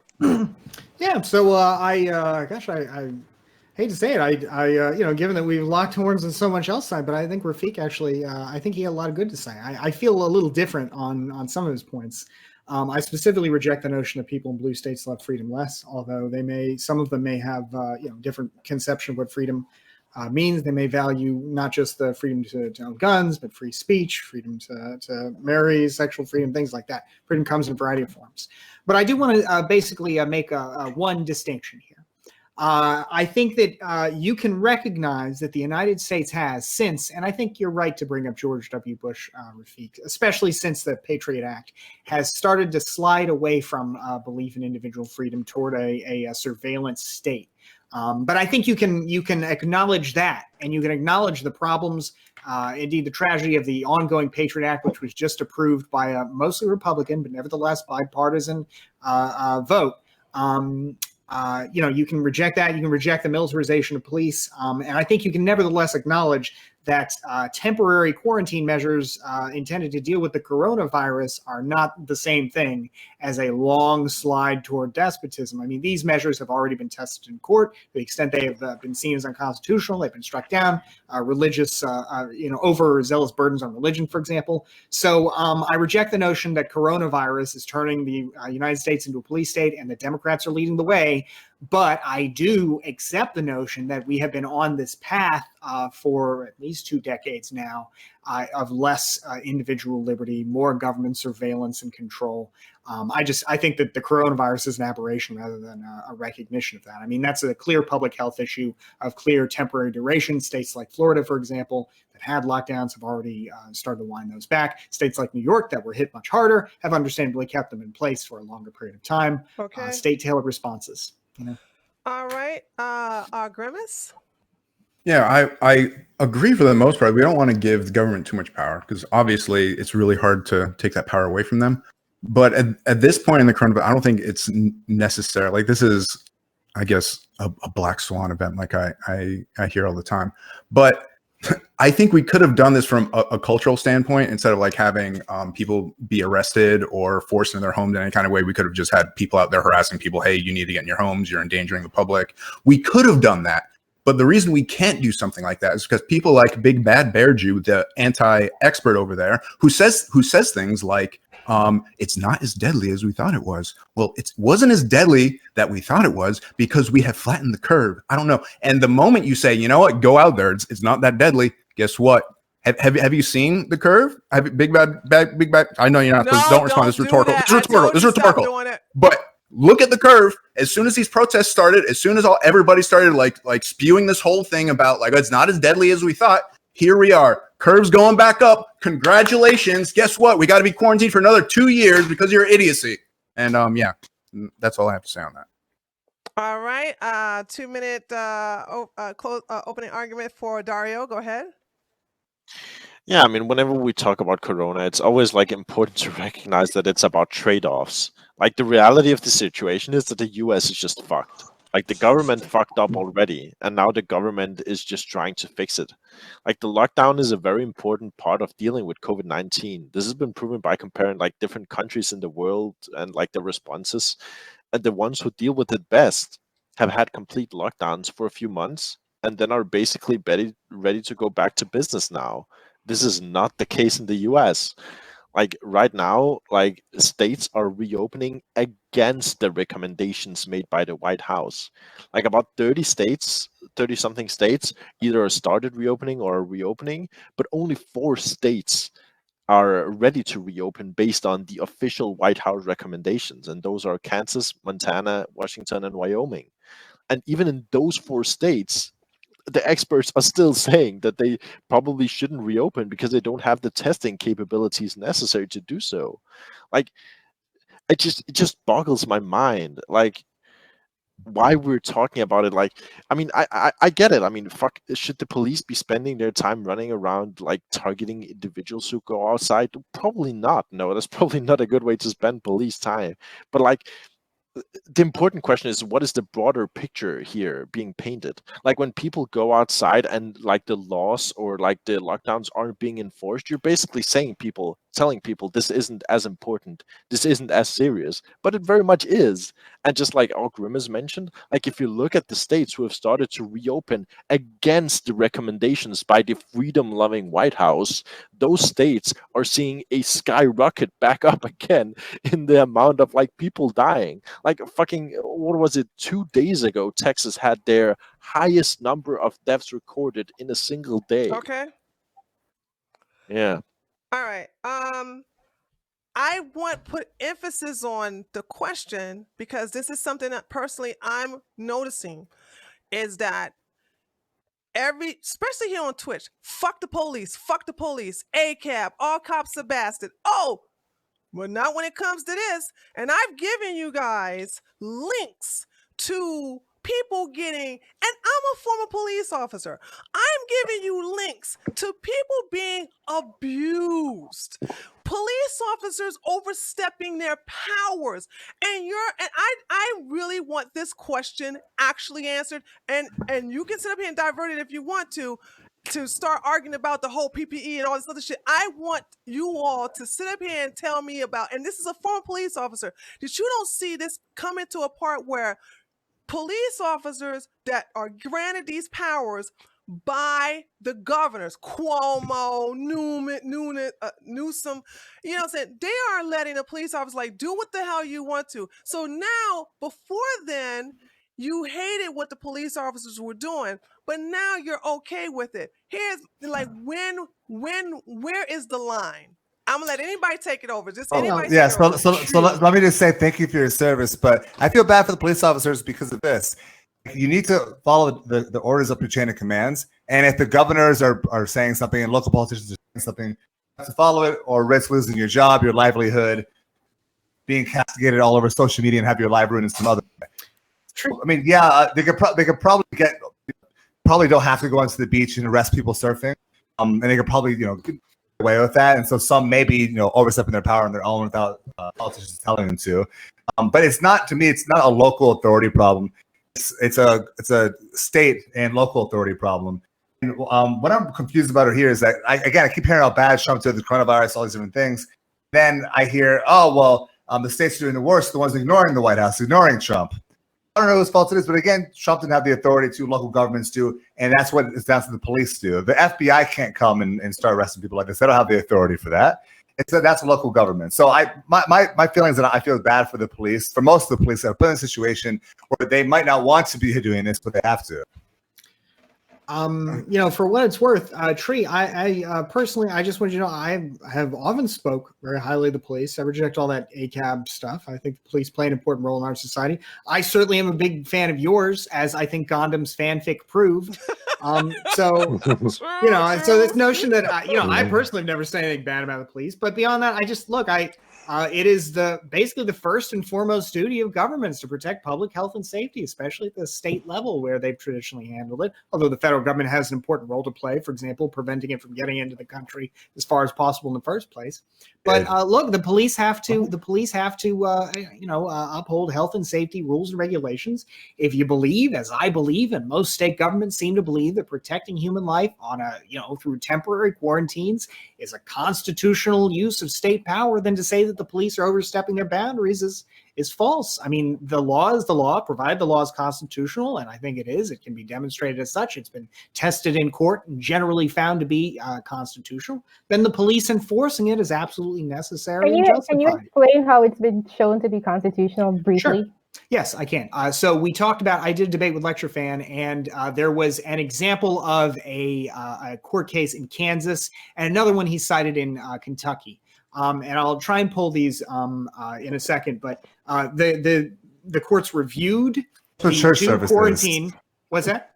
with church services, right? Yeah, you're right. Yeah, involved church services. And what happened is the courts reviewed the quarantines, and they found that while the quarantines as a whole were not problematic, the specific restrictions on religion themselves overstepped what was necessary and what could be justified for the sake of the quarantine. And so they tailored the measures to allow, especially in Kansas, I don't specifically remember the language of the Kentucky one, but in Kansas, they said, okay, well, the church has agreed that they're going to have multiple exits and PPE and hand sanitizer, and they're going to maintain social distancing. So if they do all of that, then to close them down anyway, when you've allowed, for example, certain shopping places to be open, it's unconstitutional. It's an arbitrary punishment of religion. So in that sense, yeah, I get that.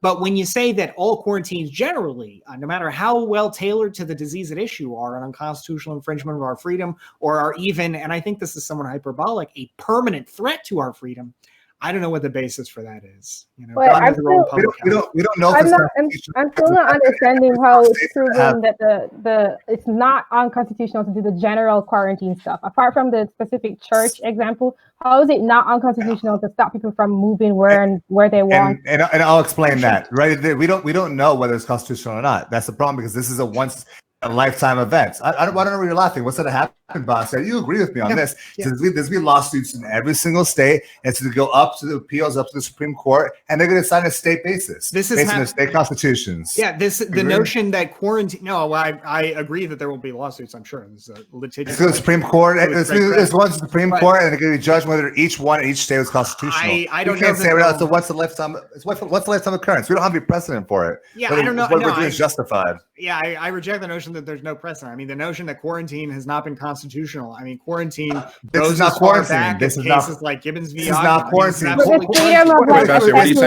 can't hear. I'm saying that quarantine has been established in American law for 2 centuries. But quarantining sick people is different than shutting down the economy for everybody. It's not even sick. That has not been tested by law. Look, this is a large-scale quarantine, but ultimately, it's not large-scale quarantine because it's not large-scale because quarantine is protecting sick people. Quarantining sick people. This is for everybody, sick or not. And we don't know. If your point BJ is that it's unconstitutional or likely unconstitutional by default, then the courts that reviewed it already, instead of saying, well, just this church, but you didn't raise the part where this is an absolute violation of the Constitution. No, I mean that certainly would have come up. Yeah, but the defendants would have made, or the case that would have been made.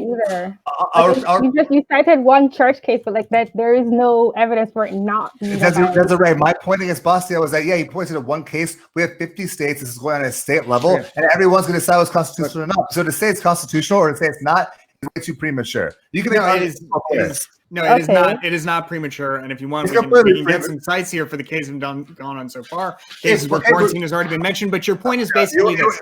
So you went to law school. Every state's different. So if you're looking I get you. And this is like fundamental state power, the power to protect public health and safety. This is the state's most fundamental power. You're right, and every state's interpreted differently based on case law in that state. Otherwise, we just have the federal courts do it. It's not the same for every single state. Well, for example, the federal courts discussed these cases, for example, because they involved violations of religious liberty. Now, I mean, you're right that there will be state cases that those are going on. But I think that to say that, we're going to find that the most fundamental power of the states, which is public health and safety, tailored to a disease for a specific period of time, no, that's not constitutional. No, they're not going to come to that conclusion. I mean, ultimately, to come to that conclusion requires that you imagine the Constitution to be a kind of suicide pact, where the government is basically helpless in the face of a large-scale disease. Of course, it cannot be. That would be a nonsensical interpretation. What you're saying is kind of like some parts you're agreeing with me, and then you're going off the rails. So you said it's a balance between certain factors. I say security and freedom, right? It's not an easy, dry cut answer to say, it's our most fundamental power to protect safety, okay? But we can't just look at one power. We have to look at all the rights people have in the states as well. Because my point is not that it is unconstitutional. It's that we don't know yet. No, I mean, I reject that reading that we don't, like, if you're saying that we don't know that all the contours are absolutely constitutional, sure. But like in the general sense of the state being able to order large scale quarantine lockdown, no, I mean, I think that's constitutionally defensible. I mean, absolutely. I think we do know that. I mean, we can look at the other kinds of massive power moves that the federal government has implemented, that state governments have implemented for limited periods of time. We could look at it, but this is Can you give examples of those? Like for example, I mean, the federal government's decision to nationalize war industries, just as another example, a massive taking, right? But one that was constitutional based in large part on the exigency. That has nothing to do with the state's rights of providing for the health and safety of their individuals. Well, I mean, if you want to talk about public health and public safety, you just a random case and hoping no one understands what you're talking about. No, that's not it at all. You're saying what you're saying is basically that my argument that public health and safety is the first and foremost power of government, state governments. Yeah, I mean, I think we both agree on that. You're rejecting that. We both agree on that. Well, so then the constitutional test is, was this necessary to deal with the outbreak? And I think courts are going to, and I think it's very fair to say the courts are not going to say, well, we, the courts, know better than the states, than public health experts, even though all the public health experts were saying we need to do this. Well, we, the courts, know better in our judgment. No, they're not going to do that. They never do that with respect to national security. They almost never substitute their judgment for that. And in public health matters, they're going to come that's why I asked you a question. Okay. I called you up because your answer to her was literally shit. There are strict people who don't know about the law, because you're still talking about takings under federal law, which has nothing to do with public health and safety under state law. We're talking about emergency powers. The government is able to do more than it ordinarily would. You just bullshit a little case. Answer an actual question then. Like, what is the evidence so far with the states justifying public safety? Yeah, real easy. Sweden did. Yeah, here's a real easy piece of evidence. Sweden did none of this stuff, and their death rate is at least twice that of the United States, which did this stuff, showing that there was a clear public health and safety rationale for doing it. The state will prevail, provided that they tailored the quarantine to the disease. Okay. Sweden is not doing the worst out there, so that's a misnomer. Sweden but again, Sweden it's not doing the worst out there, so that's a misnomer. No, they're doing worse than the United States through an approach of no government control. Her question to you and my question is, what case are you talking about? Because again, you give a fake one. So why are you saying it's a fake one? I mean, are you gonna read it? All right, look, let me do my best to find this here. Can I interject? Go ahead. You guys. But what I hear Bastiat saying is that the government's mission to provide safety, health and public safety overrides constitutional rights that may exist temporarily. So that's what I'm hearing him saying. Is that correct in terms of whether or not proving that it is constitutional? Because that comes before. Yes, quarantine has long been established as a constitutional part of American law, going back 200 years, going back to Givens v. Ogden. And the only difference here is the scale, right? So if the scale can be justified, then it's absolutely constitutional. Okay, I don't necessarily agree with what you're saying, but I understand where you're coming from. And I wanted to say this from the very beginning, that I specifically disagree with you saying that it's far out there to think that this is not just temporary. And what Rafiq was talking about in terms of everything starting slowly and then staying in place, that's exactly this situation. So I specifically disagree with that. Well, so do we have examples of countries that instituted disease quarantines and then they lost their freedom permanently? Or because I mean, the states are already opening up. It hasn't happened yet. You're asking we have examples of the future. Yeah, like laws that have come about are usually reactionary, and then they usually stay in place. And Rafiq gave examples with I don't know what exactly he said, but you can think about the airport stuff after 9/11 and every Patriot Act stuff. Okay, so for example, that's how it works.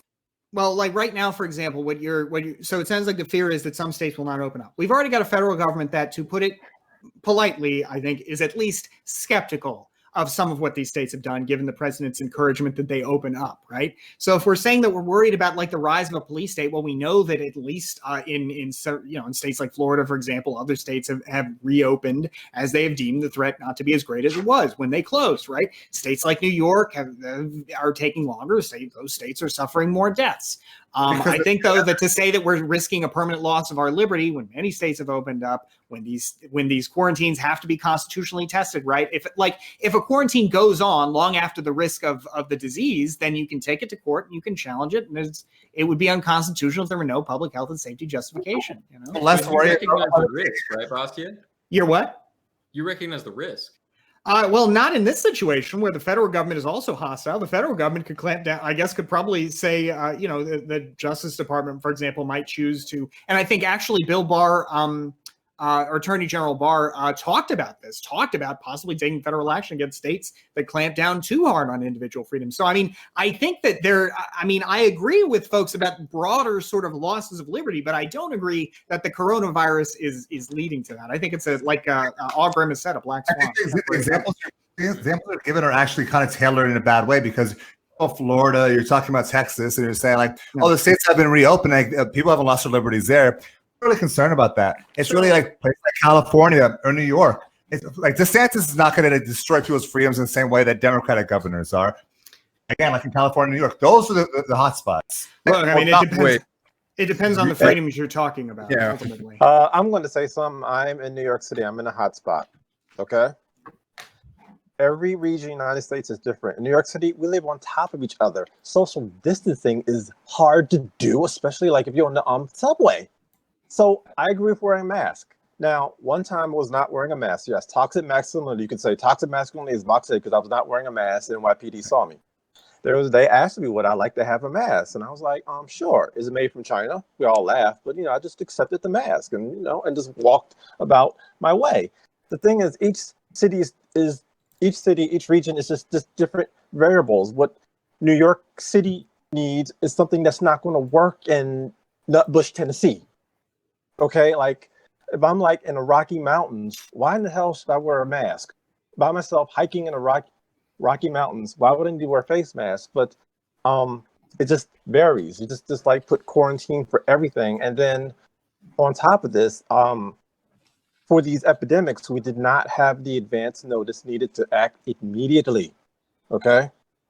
Because I see with like was when Wuhan first happened, right? Taiwan tried to warn the World Health Organization. They rebuffed it because the politics between China and Taiwan. Okay, then the CDC was kind of slow to do testing or something in the testing. Even though there was like testing in South Korea, I believe. I think they want to create their own testing, which there's been an issue of accuracy. So it was like a lot of ball dropping as a whole. So it's not necessarily Trump's fault. Okay. And Trump did. You guys said he did nothing to stop the spread. He did implement the travel ban to China in January, and it was called racist. I know people said, "Oh, but 40,000 people still came back to America." Those are American citizens, which he's constitutionally obligated to allow back. So, and not in quarantine though. He didn't put them in quarantine. Okay, well, listen. I think actually they were putting. I don't know if they were or not, but I don't know if it's again constitutional to bring them into quarantine when they don't have anything. Quarantine is used to put sick people away. Yeah, the problem. Yeah, but there's the reason that we can jail 40,000 people. The reason we can tailor this here is because this particular disease, the symptoms are such that if you go by that standard, the government can't do anything about it because it incubates with basically no symptoms for 10 to 14 days. So if you just said, well, we're going to wait until we got symptoms, well, then you can't actually control the spread. So if the government, health and safety powers is going to control the spread at all, it has to do something before you show symptoms. Let me ask us a question because I have a lot of friends in China who had to come back who were doing like residencies, that sort of thing, right? They came back over here. Most of them are Chinese. That's the reason why a lot of Chinese Americans want to go and do like a semester abroad or travel or stuff like that. I'm sorry, I'm so racist, box, but that is the case, right? When they come back and Trump's being accused of racism against Chinese people. Don't type in the whereby boss did. Just put it in the text chat. Do you think that when Trump is being accused of racism, his move, how do you think it would have looked in the media for him to be like, and we're putting 40,000 of these Chinese Americans coming back into lockdown? Be like, oh, Japanese internment camps, all this different stuff, right? So when you're calling Trump a racist ad nauseum, you can't insult some of his decisions when it comes to that. Again, we're not talking about his racism. We're talking about his travel ban, which you just touted, and then you just touted as well that it was useless in the first place. So your whole bragging of Trump's response by instituting a travel ban, you're then saying it's not that big of a deal that wasn't effective. All agreements. Listen, it was very effective. 40,000 Americans came back instead of a million other Chinese that could have came here in the next 2 months. Okay, 40,000 Americans that are constitutionally obligated to come back is different than a bunch of other Chinese people coming back a month later. Do you know how viruses work? That's literally a day of spread. Okay, but listen. way better to have 40,000 of them than it is to have 1 million of them. That's the entire point. Like I was saying, yeah, it wasn't as effective because we have obligation. We have obligation to bring American citizens back. Do you don't think you do? Of course, I agree. That's why the fucking travel ban wasn't anything. It was a big nothing. No, it was not. It was We something. did It was not- obvious. What was it? We didn't let They Chinese denying nationals come here. Okay. Hold Denying on, let free Brent, movement from Brento's mic Chinese is really citizens. low, so I want to get him to get in here. Oh, sorry. Go ahead, I don't know Brento. why it's I don't know why it's low. But no, I mean, how could you possibly say that like a restriction of travel from China for like Chinese citizens or anyone really, not even Chinese citizens, but anyone traveling from China where there was the main area where it was infected, of like how could you say that doesn't have any effect? I agree, except we didn't restrict that, right? We let 40,000. Like we just went over this, Brent. They're Americans. They have Yeah. to- What does their nationality have to do with this? Well, I Because mean, they yeah, you I can't. agree. Yeah. I agree, but that means it wasn't a travel ban, right? We didn't keep people from China from coming here, right? It was not. Boston, please. Yeah, I think you can. As much as I reflexively dislike President Trump, I mean, you know, American citizens have to be allowed to get back in the United States. And the president. No, I agree with that. I'm saying that bragging about Trump instituting this travel ban and then agreeing with the fact that the travel ban actually didn't do anything because we let 40,000 people back into the country. No one said that. Don't straw man us. It was very effective. It had to bring 40,000 back, but it could have been hundreds of thousands of others who didn't come because of that travel ban. Right. I mean, yeah, like I guess, yeah, the argument that the travel ban was bad, I mean, I guess you could argue that it wasn't soon enough or something, but I mean, I think the travel ban in this case, given that you could make a very clear case for, well, this is the country where the disease originated, so travel from this country poses a risk. Yeah, I mean, I don't have an issue. That isn't my position at all. Wait, if we want to talk about Trump travel bans, why aren't we talking about him not banning travel from the UK when the UK was like... Yeah, that was an example of how it didn't make sense. Like, it was strange how at first, and he did eventually rectify this, but at least for the first couple of days, it was the EU except for the UK. It didn't really make sense. So yeah, when the UK had like one of the worst outbreaks of corona in the entire EU, it's just like, I don't know. But I mean, he received a lot of criticism when he banned travel from Europe, though. Well, who cares? I don't give a fuck about random people. Sorry, you guys are the ones who are criticizing, calling him racist, and the media's going crazy about how he's a racist. He's being impeached again. That had nothing to do with the travel ban, right? That had to do with the fact he was crossing out like the COVID, like the CDC recommended names. He's like, we got to make sure they know it's China. China virus. Yeah, like, that was that's the point racist. Okay. I want to get back to the police. Okay, so I'm going to ask this question in reference because I did the freaking work, and I noticed nobody touched these examples in here. So I want to look at the example I gave you about this surfer. I don't even know if you all looked at that video. I talked about it. Got it. So what did y'all think about that? I looked Like, at it. seriously, somebody's surfing out on the fucking ocean, and you got 2 Coast Guards for one guy. I said I feel bad about it because listen, it's the higher ups that tell him to do it, and yeah, there's probably some. They could have ignored it, probably, right? But at the same time, they are obligated now to go after these people, and that's what it sucks to be able to blame individuals like that when they have the orders to do that. Yeah, that was my point. I think do you think they shouldn't have the orders? I think they should definitely not be in order. You should be able to surf out in the middle of the ocean by yourself, 100%. No. Yes. It's not that simple. The reason for comprehensive state orders, yeah, maybe when he's out on the ocean, he's there by himself, but he had to go out into society to get there. And the point is to try and arrest the spread of a contagious disease that's killing thousands of people. So we may not like the notion of arresting a paddleboarder on its face, but ultimately the state's justification was very reasonable. And if you accept that, then the police can't help but enforce the law. Actually, I want to say something. Like, I read an article from the words of Governor Andrew Cuomo. He said that there's been a rise in coronavirus cases from people who just stayed at home. Now, my theory is that these people stayed at home and just did everything imaginable that weakened their immune systems. Binge eat is worse as Nikki Avocado, whoever these mukbang folks on YouTube. Probably drunk alcohol, probably didn't exercise or whatever. But I mean, we were told to lock down, stay at home. Now they're saying there's more cases of people who stayed at home. Corona? Just talking about how the curve is flattened, and of course, and I think you said it's it was not now. Yeah. Okay, yeah.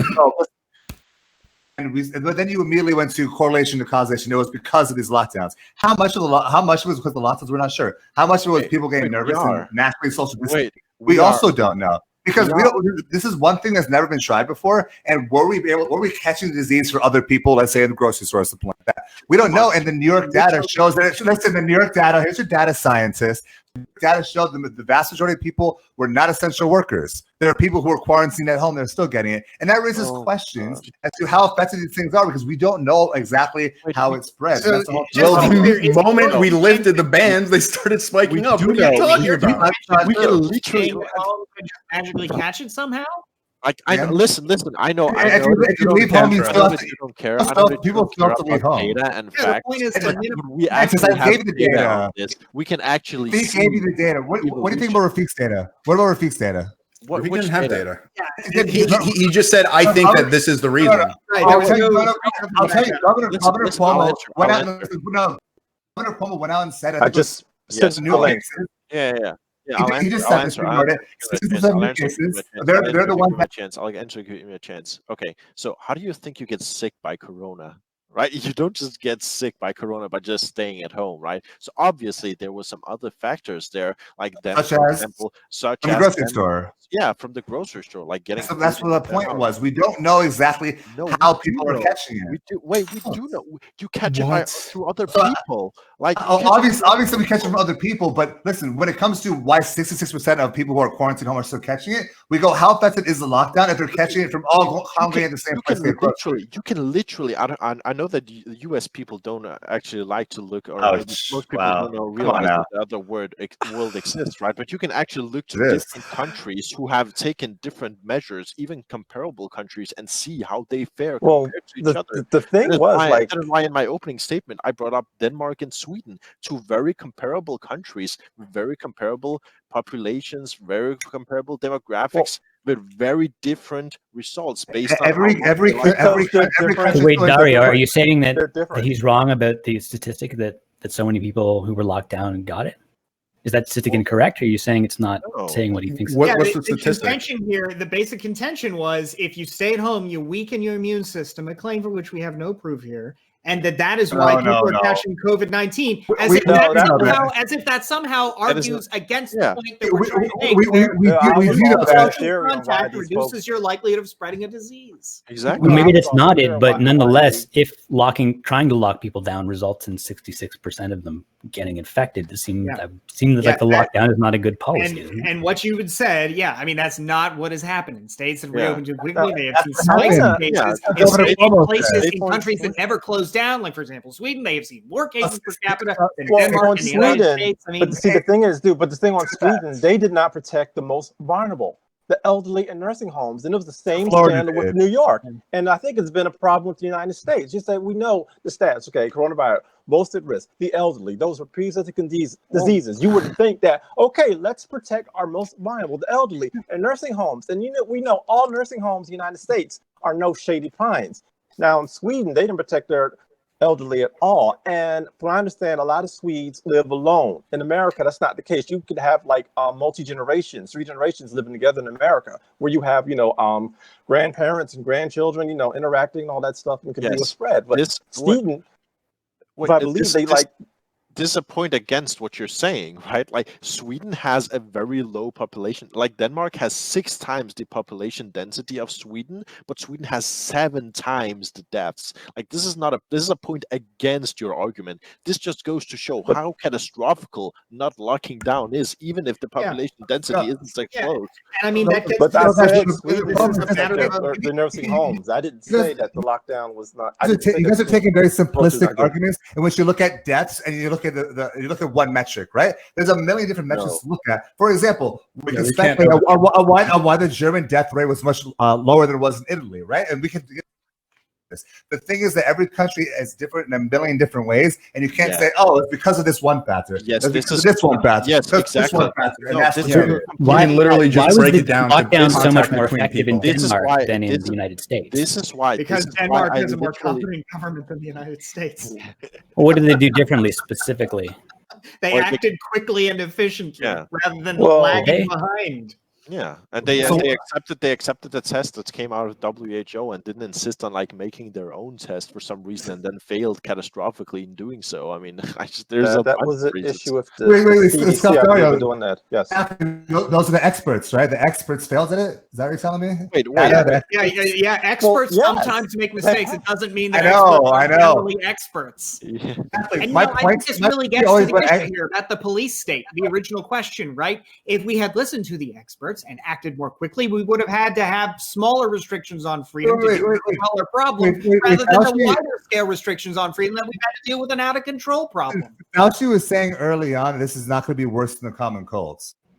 It's not that I'm saying Fauci is wrong all the time, but that is something that we had, and our administration thought something differently based on the experts that we had. Wait, listen. Fauci went on. What is the point you're making right now? Yeah, like this is another. I feel like this is another Americanized argument, right?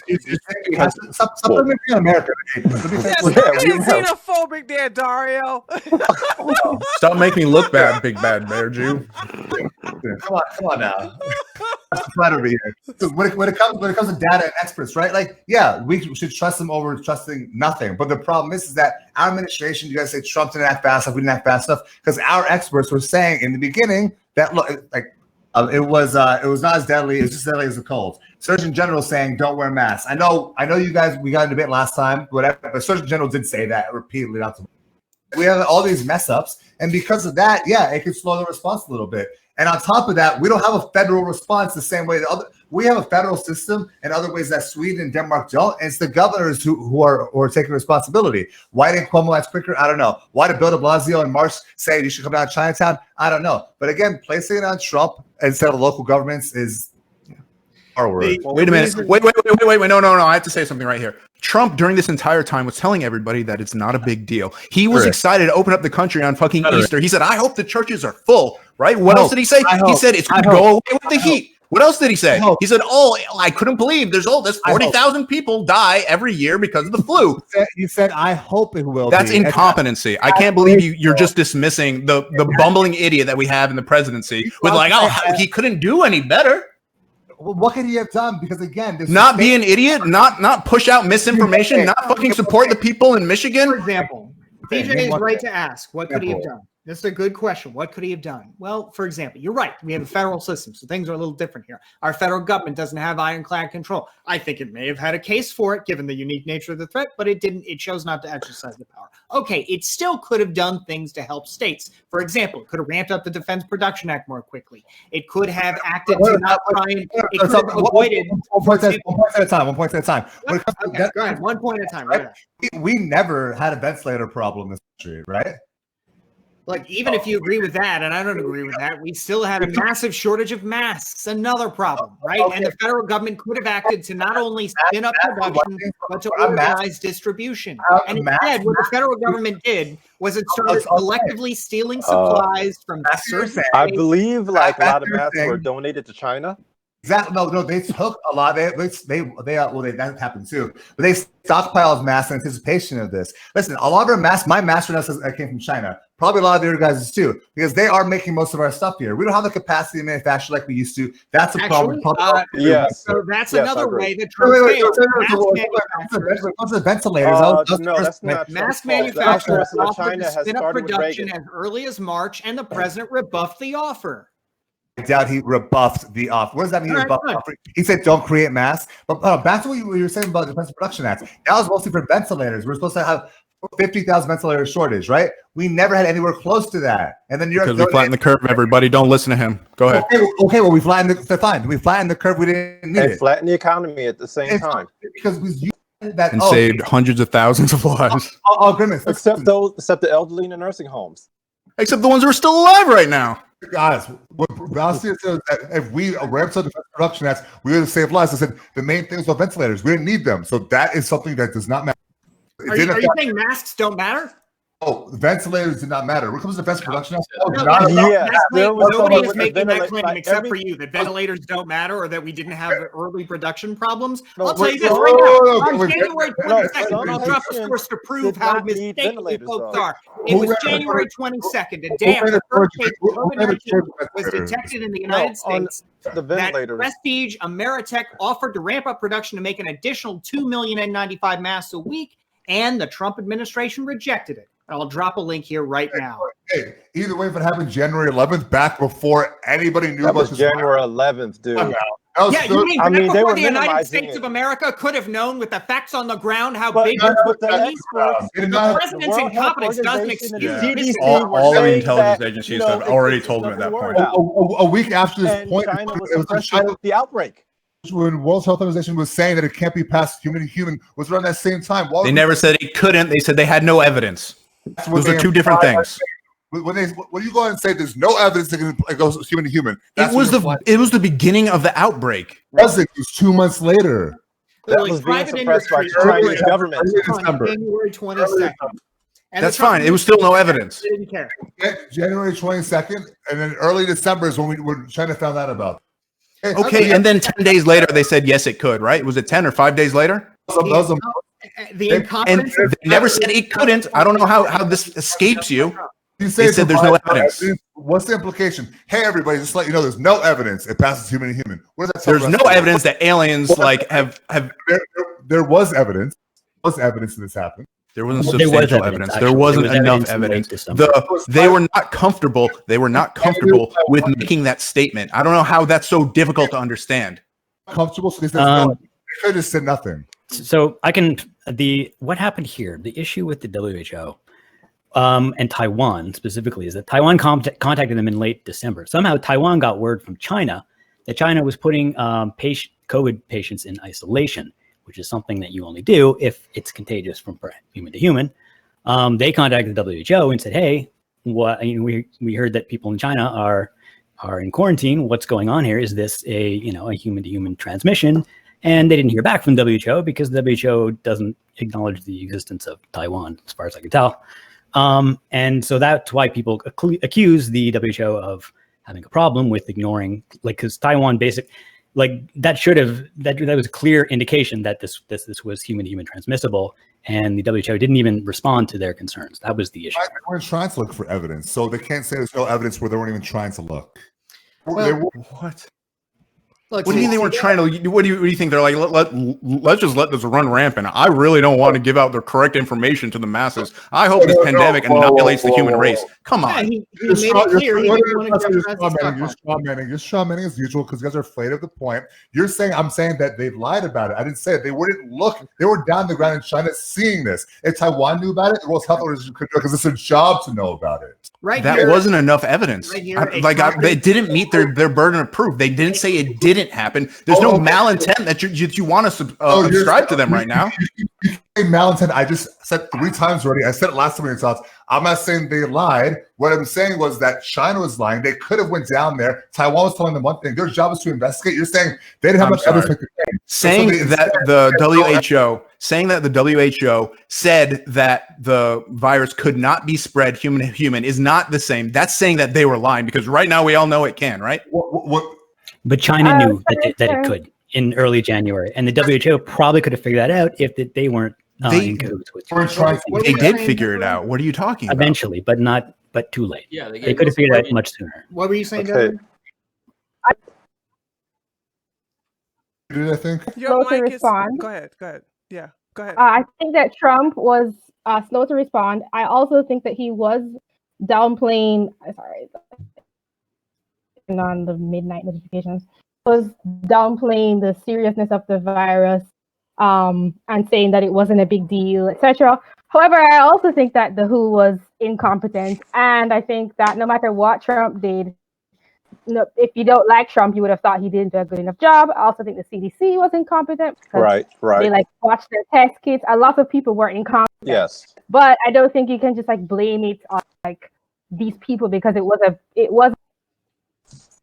don't think you can call them out as more incompetent than others. Not that other people didn't do better.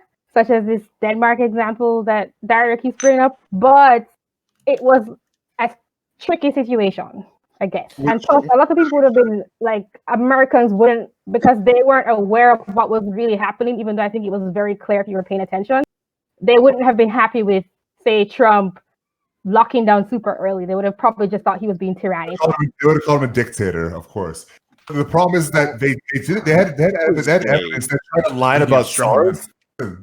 Strawman, you didn't know Strawman. They had evidence that SARS. You just strawman my entire political affiliation. Let me make my point over here. You're a person, not your Can you affiliation. just address opinions held by this panel? They had evidence that SARS was lied about, and so the next time that evidence came, they could have been like, "Oh, they say we should trust their evidence." No, they should have a little bit more understanding, since they're the authority on this. To say we should investigate. All right, 2 more minutes, so we're going to be closing up this. 2 more minutes. I just want to know, can you address opinions held by this panel? Like, who here says that locking down would have been a bad idea? Like, other countries were actively doing this more strictly than the U.S. and were having amazing results. Like, just because you can. But look, I just there want wasn't much of a lockdown in Taiwan and South Korea. Well, I mean, I don't know about that actually, but one important point, since I know we kind of strayed away from the notion of is this making us into a police state, I just think it is worth mentioning that while clearly we disagree about the way that the proper response to the coronavirus, I don't know that we disagree about the bigger point that we are trending toward a loss of individual freedom, more government surveillance, and more government control on the longer sweep. It is frustrating that here, where government, I think, acted properly to control a contagious disease, that we disagree when the government is acting simultaneously improperly, surveilling everybody's communications. The new Patriot Act extension is going to allow the government to review people's browser history without a warrant. I mean, that's the road to a police state, not these temporary court-reviewed quarantines in response to a clear and present disease threat. I wish we could be a little more serious about threats to our liberty, because they are going on right now. It's not this disease business. It's the gradual erosion of liberty that we've seen since 9/11. It's what both. about like the examples that Tree gave that are clear examples of like police? I mean, you said that you thought it was justified, but I think those are examples of like police state. I guess you just think it's justified. Well, if you violate the law, then I don't think the police enforcing the law is therefore example of a police state. I think the laws themselves are ultimately what define a police state. But there's no law for. Let's look at that. Let's look at all the abuse that happened in New Jersey, where people in the Black community, and that was a low income area, they just did not want to go inside. And look what happened in that video that I showed you guys. But like, for example, I saw that. When you're talking about that, I mean, like, the problem with the war on drugs, I don't think is the fact that the police enforce the law. The problem is the law. That had nothing to do with war on drugs. That was just Black people who just refused to go inside. He heard Black people as an example of something that people have said has fallen disproportionately on Black Americans. I would agree that it has. I'm saying that the problem is not just, I mean, police, I think there's a problem there, but I mean, like, the bigger problem, I think, is the laws that criminalize behavior that ultimately shouldn't be criminalized. And I think that's what makes a state a kind of a police state, not just the notion of police enforcing the laws. I think it's the laws that they enforce. Yeah, but wouldn't you say that some of this behavior shouldn't be criminalized? It's just people living their lives. No, I think a temporary criminalization for the sake of enforcing or preventing the spread of a dangerous disease is very different from kind of the long-term open-ended restrictions on freedom that we've seen since the beginning of the war on drugs. All right, so let's go to the 2-minute closing arguments, and we're gonna start with who have I not started with? Let's wake Dario up. Let's go ahead and let him do the closing argument. Yeah. Fuck. Yeah. I think the police overstepping their bounds is always a bad thing, and there's always something to be said for like how to handle a situation whenever you're put into one. I don't think them enforcing the regulations given to them by like higher orders or whatever is necessarily like a bad thing or like should be punished, but I do think that there's some discretion in how they could have handled the situation, specifically in like some of the stuff that you linked. I think that was like a stepping over the line, and I'll never like approve of like unnecessary police brutality. When that is being said, I think whenever there's a rule that's there in place in terms of like the rules for the lockdown or whatever, if you don't enforce them and just let people break the law willy-nilly, then nobody's going to take it seriously, and it's going to lead to much worse outcomes, and then you might as well not have the law. Yeah. Okay. Grimace? Yeah, as far as the police state, I'm sorry, Joe, I didn't address this as much as I should. The surfing incident, it sucks that we had to stop somebody who's surfing out there by themselves, but like, if we let one person, I know this is a slippery slope argument, but the whole point is we can't like let one person do this one thing out there. But like, what about the skateboarders who just want to skateboard by themselves? And what about the people who just want to go to the movies by themselves? You know what I mean? Like, it's one of those things that it seems ridiculous because everybody else is obeying the law or the recommendations, but I don't know. It still seems pretty shitty. As far as like the outbreak goes, like Washington State is where this all started. At least that's where our first case was. And I don't know if you guys are like paying attention to our numbers. Like, we're doing pretty well. Like, we just cracked 1,000 deaths, and like other states who got it way later and are not have less draconian laws or however you want to describe them are doing far worse. Especially like states like Florida, who got it way after us, are now at double the amount of deaths that we have. So it might be the case that we can look at this as a case study of like a state that actually did it properly, the blue state of Washington. Sure, there's a lot of people who complain about it. One of the sheriffs in our county to the north of us kind of had some problems, was very vocal about it. But in general, I think everybody down here is doing like pretty well, considering it started here and we didn't have a plan. We didn't even know how this like was going to spread and the actual threat it posed. Okay. Bastiat? Sure. Look, ultimately, as I've tried to say, I recognize, I value individual freedom very highly. But I think that the notion of having a temporary, narrowly tailored quarantine being the beginning of a police state, I just don't think there's any reason to bear that out. I'm not aware of any historical examples. The only example I can think of is it was the plot of, I think, V for Vendetta. But I mean, I'm not aware of any actual examples of it happening. If it has, I'd love to hear about it because I'd certainly be worried about that. But, I think the real thing to worry about is, the general loss of individual freedom. I think we've seen since the war on drugs, which ramped up big time during the Reagan administration's, really kind of boosting of incarceration numbers through the crime bill of the 90s, the Patriot Act, the response to 9/11. I mean, I think we have seen real losses of liberty here, but I don't think a temporary quarantine in response to a real threat is such a loss of liberty.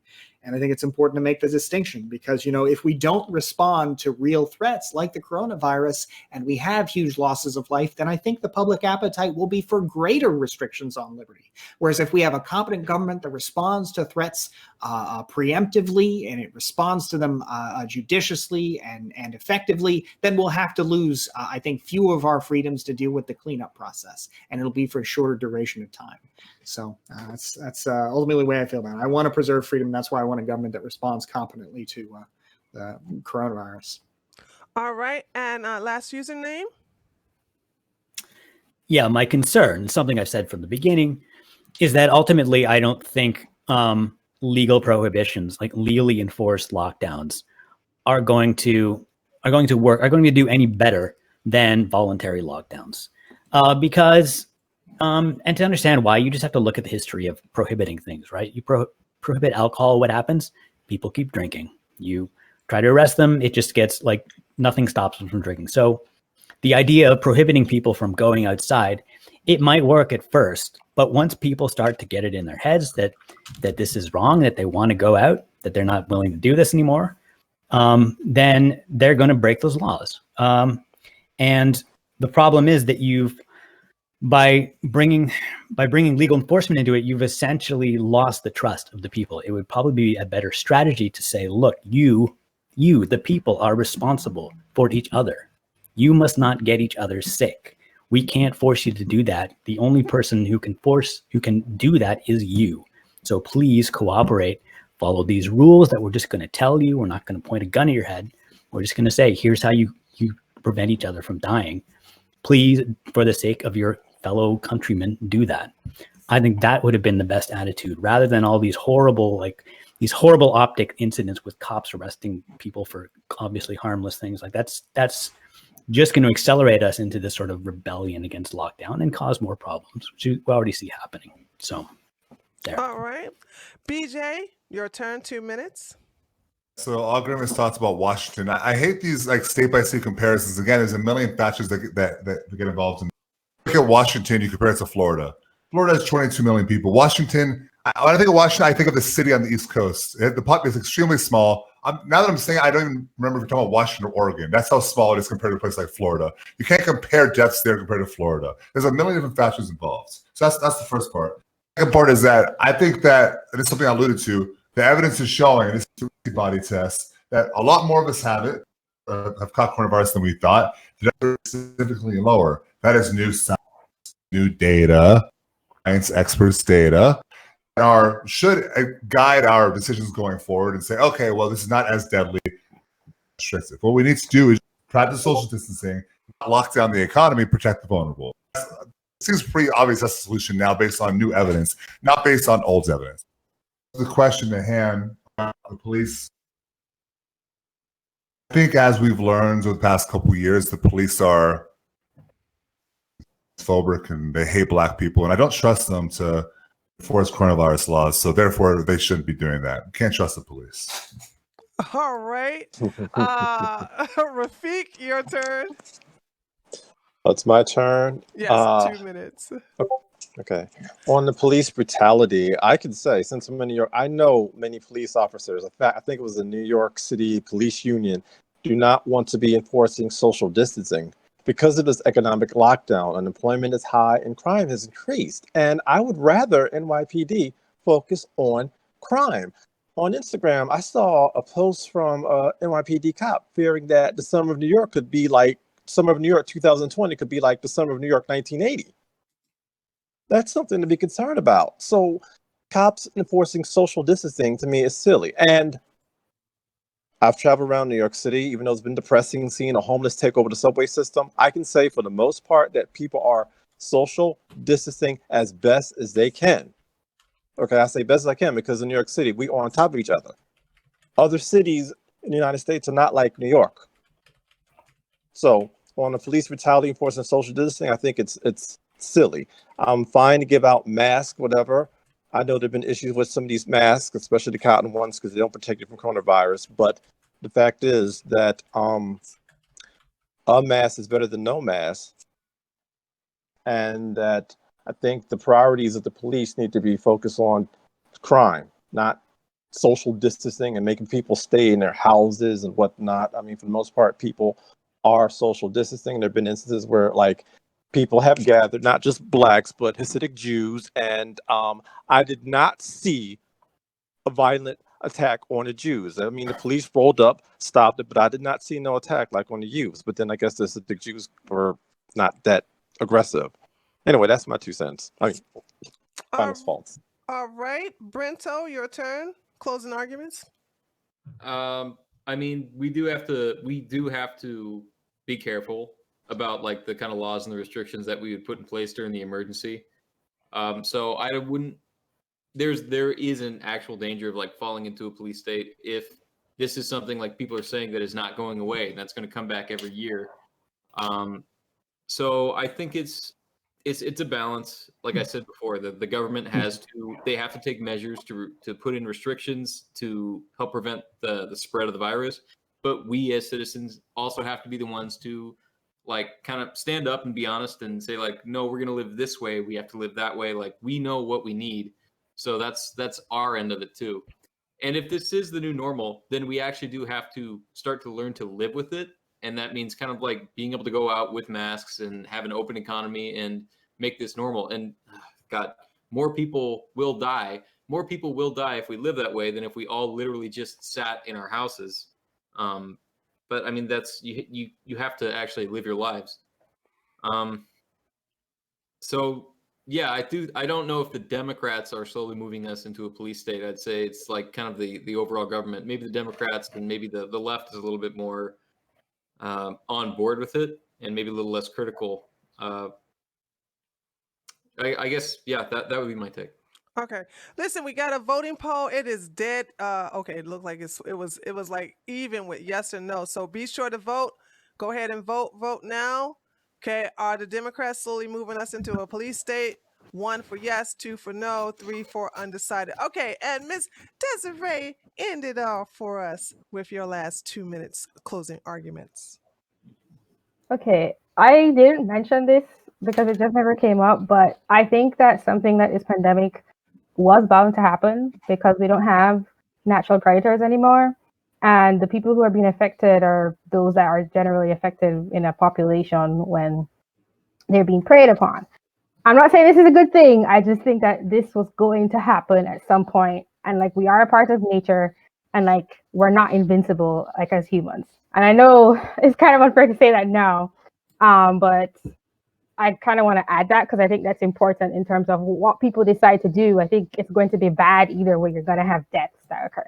I also want to say that I appreciate Basquiat explaining his position because it gave me a lot of clarity on how people could think that police enforcing what I consider like freedom of movement is okay. And I don't agree with that, but what he said made sense, even though I don't agree with it. Like, it actually made some sense to me. To answer the question, I do think that the Democrats, for the reasons that were just mentioned in terms of them being more, people on the left being more on board with it, are moving the U.S. into a police state. And I think that there is a real danger of it not being temporary. And I hope that people push back when it's no longer needed. Yep. All right. Okay. And let's go ahead and finish the poll. So we have, that was really, really close. We have the winner answer is yes, with 50%. At first it was even with 48.7 with 48.7. And now it's at 50% of yes, the Democrats are slowly moving us into a police state. Now, before we go, I have one hypothetical, and it's pretty fun. We always do these hypotheticals where we end it on a good note. There's no rules, there's no time. You can take your time to come up with your answer. You can banter back and forth, interrupt this, that, and the other. So it's just a relaxed way before we end it. Okay. And I'm going to start. This is a different set of hypotheticals. So we're going to start with Bastiat, Grimace, and Dario first. Okay. So listen to this hypothetical. You are offered $1 million to successfully grift for an ideology you oppose. In order to get the $1 million, you must be successful in pulling this off for 1 year. Pretending to grift, as right-wingers, what are the first 2 things that you would do? Ooh, man. Freedom. Yeah, I think I would want to I guess the first thing I would do is I would definitely like glue myself to President Trump, right? So I would want to be like, Trump can do no wrong. I would get really good at just kind of like spinning it, because I think look, I know Lecture Fan wasn't here tonight, but Lecture Fan, I think deep down gets that sometimes, like every 1 out of maybe 100 defenses, he's just kind of, it's strained a little bit. You can see when he smiles, right? So I think I would be doing, and we all do that sometimes, but so I think I would, 1, glue myself to Trump hardcore, and then 2, gosh, I don't know. I think I'd probably have to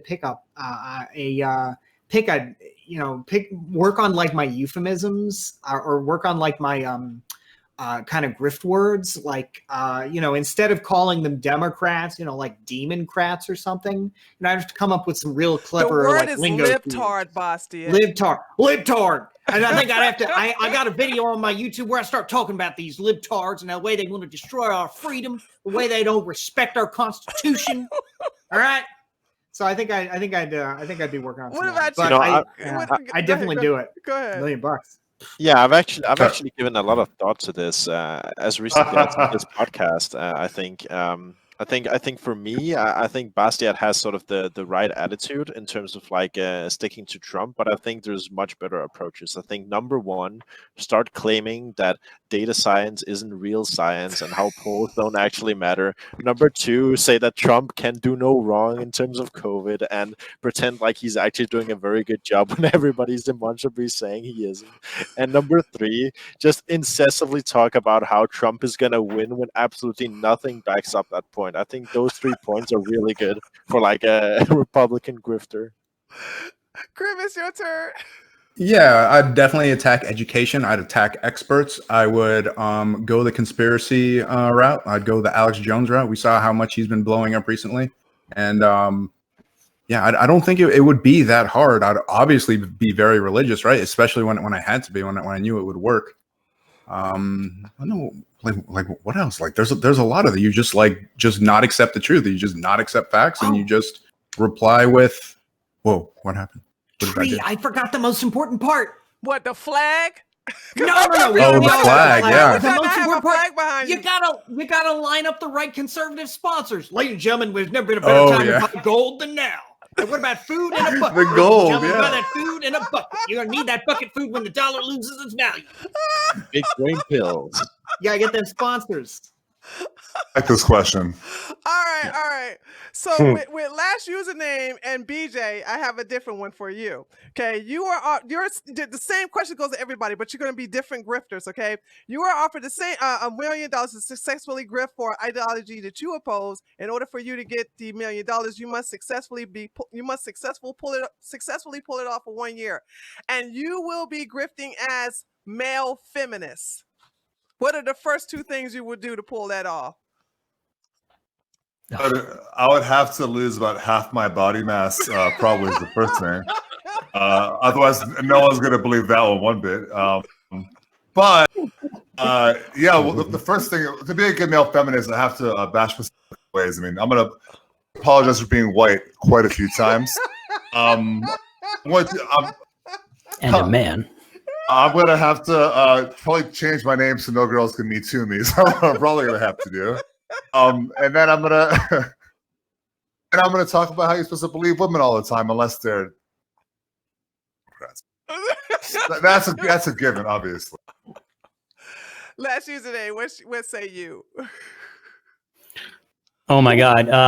Lots of like big open mouth smiles. Lots of I don't know, yeah, like self-deprecation. Worshipping women, treating them like infants and ultra fragile, and pretending like I'm empowering them by treating them like babies. You know, and yeah, lots all of the Karens, right? Yeah, virtue signaling. Everything is problematic. The usual stuff. Having temper tantrums. Last username is really good at this. Burning trash cans. You know. All right. Okay. And for the conservatives, I'm going to have you say you're offered $1 million to successfully grift for an ideology you oppose, and the one you will have to grift for a year and be convincing is actually being a liberal, to grift as liberals. What will be the first 2 things you do? First thing I would do, I would probably just offer everyone everything for free. So that, like, I'd be like, what do you want? Like, don't you want, like, I just like think of I just ask people what they want, and I'd be like, the government will just like pay for it. Like, we'll just tax everyone everything. We'll just pay for it. Like, there's tons of money and you could have everything you want. We'll just like increase taxes. It's fine. And then like, these people are greedy. You deserve it. And then I would just say that a lot. Okay, that's one. That was a good one. Oh, I was going to say, and if anyone disagreed with me, I would just pick out something about them and then say that they were being an ist about it. I'd be like, well, you're very ist about that. Like, it's kind of like you're kind of an able ist, or you're a this ist, or like you're kind of a tall ist because you're a tall person. So that's kind of like a tallest thing to say. So you should probably not say that because that's a little bit privileged. And then I would just like shut down everyone, no matter what they said. I would just tell them that they were like somehow a bad person or something or ignorant. Yeah. All right, who's next? Desi-Rae or Rafiq? Which one? Accurate. I can go. Go ahead. If I were to try and pretend to be liberal, well, I think that whenever I saw someone not having a good time in life, I would tell them to blame some group that they're not. I would also, when I see any social issue, instead of coming up with really good solutions, I would try to convince everybody else to think like me and focus on blaming rather than acting to solve the problem. I would also be very, very, very, very clear about how much I care about people and make sure everybody knows about that. I also think that I would find it hard to look at evidence that was too difficult for me to look at. Let me see if I think there's one more thing I wanted to say. Back to the feelings thing. When someone say was, I don't know, I would try to create a safe space for people basically to make sure that their feelings don't get hurt. I think that's it. All right. And Rafiq. And me, Desiree, talk about nature. There's a disconnect with nature and everything, and I think that leads to this fear of death. A liberal, I would be capitalized. Don't you want to be safe? Huh? Safety first. Safety first. You know, there would be no more playgrounds, and I would play the race card a lot. I was like, systematic white supremacy. That's racist. Okay.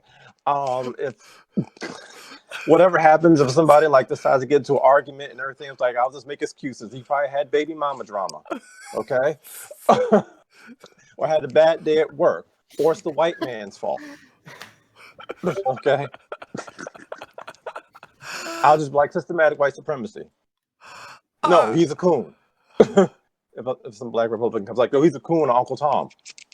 Negro bedwench. Oh, hold on. Let me hold on. BJ has some internet problems. See if he can come back in because we're about to end it now, so people can say their goodbyes. Listen, this was great, and it's good for us to make fun of each other so we can have a good laugh. I think everybody used great examples of grifting, and I think you all would get your $1 million. So kudos to you, and be sure to donate it to me a little bit of it to me when you do get it. So anything with that being in mind, thank you guys so much. This was a great panel, and so I'm gonna have you all go ahead and give a shout out to yourselves. And then we'll go ahead and conclude today's panel. Once again, I want to thank every last one of you all from the bottom of my heart. This was a great panel. I really enjoyed the discussion. I've learned some things, as a matter of fact, and it was really actually fun watching two lawyers go after each other one-on-one. You know, they was having a pissing contest. Yeah, I know that was just a pissing contest between Bastide and BJ, right? It was just a very professional pissing contest. It was a pissing contest, I suppose. Yeah, objection, Your Honor. And it was so good to watch the dynamic. So let's go ahead and start off with Rafiq. Rafiq, go ahead and I'll be giving your links out in the chat. So go ahead and give your goodbyes. And once again, thank you so much for coming over to my panel today. Well, the pleasure's mine. Thank you for having me on. This is my first. I look forward to you could definitely be coming back. Trust me. Trust me. Thank you. Thank you. Yeah, rjennings333 is my handle name. Also on Twitter. Well, I deleted Facebook, but you can find me on Twitter, YouTube, my full name, and whatnot. And I just wanted to say to the panel, to everybody who's listening, live your life. Don't live in fear. Okay, because the whole thing with this whole debate with the coronavirus and all that, I think it's ultimately a fear of death that people have not reconciled, that we're going to die someday. You have to make peace with that. All right. That's all. Okay, cool. Thank you so much. You definitely be coming, bringing you back. Brento, I'm so proud of you. You came on time. Yeah, thank you. Always bringing good dialogue to the discussion. Go ahead and give your shout out.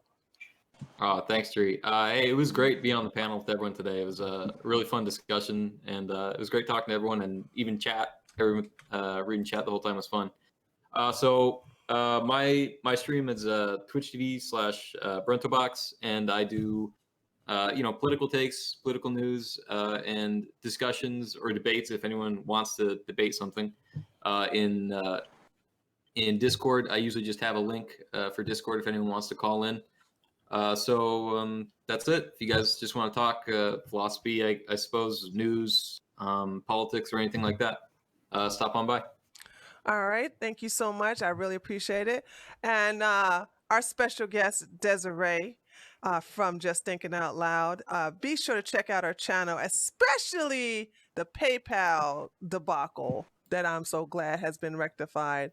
Desi-Rae, go ahead and give yourself your shout out before. Thank you for coming to the panel, and just give yourself a shout out to our audience here. Definitely we'll look forward to having you in the future. Come back again. Thank you, Tree. Also, thank you to all the panelists. It was great hearing everyone talk, and it was fun. I do enjoy having a space where it's okay to argue. Like, that's kind of nice. And also, thank you to the audience for watching or listening. As Tree mentioned, you can find me at YouTube, Just Thinking Out Loud. I have a podcast. If you search for Just Thinking Out Loud, you'll find it. On Twitter, I'm Desi-Rae Thinking. And that PayPal video, that's about me like having been banned by PayPal, and I have a recording of me talking to a couple employees because what they did was BS. So definitely check it out because I want people to know about it. I think that's it. Thank you. All right. Thank you so much. And last username, our favorite ANCAP person here who likes to rile people up, with the questions like, well, what did you mean by that? Well, what did you say about that? Like, last username, go ahead and give your shout out. Yeah, I'm last_username on Twitch. Come check it out if you want to hear about anarchy, about capitalism, about liberty, and about philosophy, all sorts of things. I read books. We have lively discussions in chat and occasional roundtables. If you think anything I said here today was crazy, well, I meant it. So come to my channel and hear the explanation behind it. And big thanks to everyone here. This was a good chat, good talk, no hard feelings. And special thanks to Tree for putting it all together. It was good fun as usual. All right, thank you. Also, BJ says that his internet went out, so he was kicked out. He said he wanted me to thank everybody except for Grimace. Oh my God, Tree! I thought he was to say everybody except for me. Holy moly! No. I can understand why he singled out Grimace, though. Grimace is also Chad, so yeah. Well, yeah. No, I'm a male feminist, but apparently I'm too small, or whatever he was going on about. It was really weird. It's fine. So be sure to check him out. He will be coming in the future, and we'll put his link in the description box. In the chat, like everybody else. Okay, and Bastien, thank you so much. Love your energy. Love what you come with your takes. Very funny. Go ahead and give your shout outs. Well, thank you so much for that, Tree. It's nice to be noticed. I really appreciate that. And I gotta say, Rafiq and Desi, it was great to meet you tonight. That was a lot of fun. I enjoyed that. Last username and Brento, it is always a pleasure to go back and forth with y'all. Two of the most reasonable people I know. Grimace and Dario, I can't say that I would ever. I gotta say, it's great to have you guys here on the same side. So it's always a pleasure. And Tree, who runs a fantastic debate panel. And I gotta say, I think that last hypothetical, I think that was probably the most fun question you've ever asked. You guys, I don't know. was a I good can't one. believe you guys didn't do the flag. I would have like, the first thing I would Yeah, as soon as I was like, oh man, the flag. Oh, That's true. That was a, How that did was I a miss good question, that? though. That was a good one. It's because the current ones don't have any. I think that's why. Dude, I wish I could have heard. I wish I could have heard. Like Lecture Fan or Destiny. Oh, You yeah. gotta ask that question again sometime. I will. That's one of my favorite questions. I have that's a a good couple one. of hypotheticals I'm gonna use, and that's like I this is a really keyword. want to hear. I really want to hear how Lecture Fan would be a liberal grifter. That's. Yeah, I think Brento may have got it. Everything for free. Yeah. But anyway, that being said, twitch.tv/BASTIET. We run a great channel. We have a lot of fun, and going for that Super Mario 64 professional streamer title really soon. So it's gonna be very exciting. Anyway, thanks again for the invite. Always a pleasure to be here, Tree. All right. And next, Grimace. Y'all have no idea. Grimace be coming through for a sister. I really, hey, Grimace, BJ may not like you, but I adore you, dude. I'm telling you, okay? You don't need his love. You got mine, okay, Grimace? So go ahead and give your shout out. Okay. Well, going off of what happened last time I was on with me and Halsey, I'd like to challenge Big Bad Bear Jew to a debate right here. And Tree of Logic, if you would like to moderate that, I would be all about that. Oh, no problem. I would. But thanks again for having me. Twitch.tv/Algrimus. I have been playing a lot of Spellbreak recently. I have a full mage outfit and some filters that make me look pretty arcane. You guys might want to check it out. You can look at my VODs and check that out. And I look forward to the next time I sub on your panel, Tree. Thanks. Right. I'm sure what happened. Again, trust me, no problem. All right. And last but not least, Dario. Hi, Dario. My chat loves Dario so much.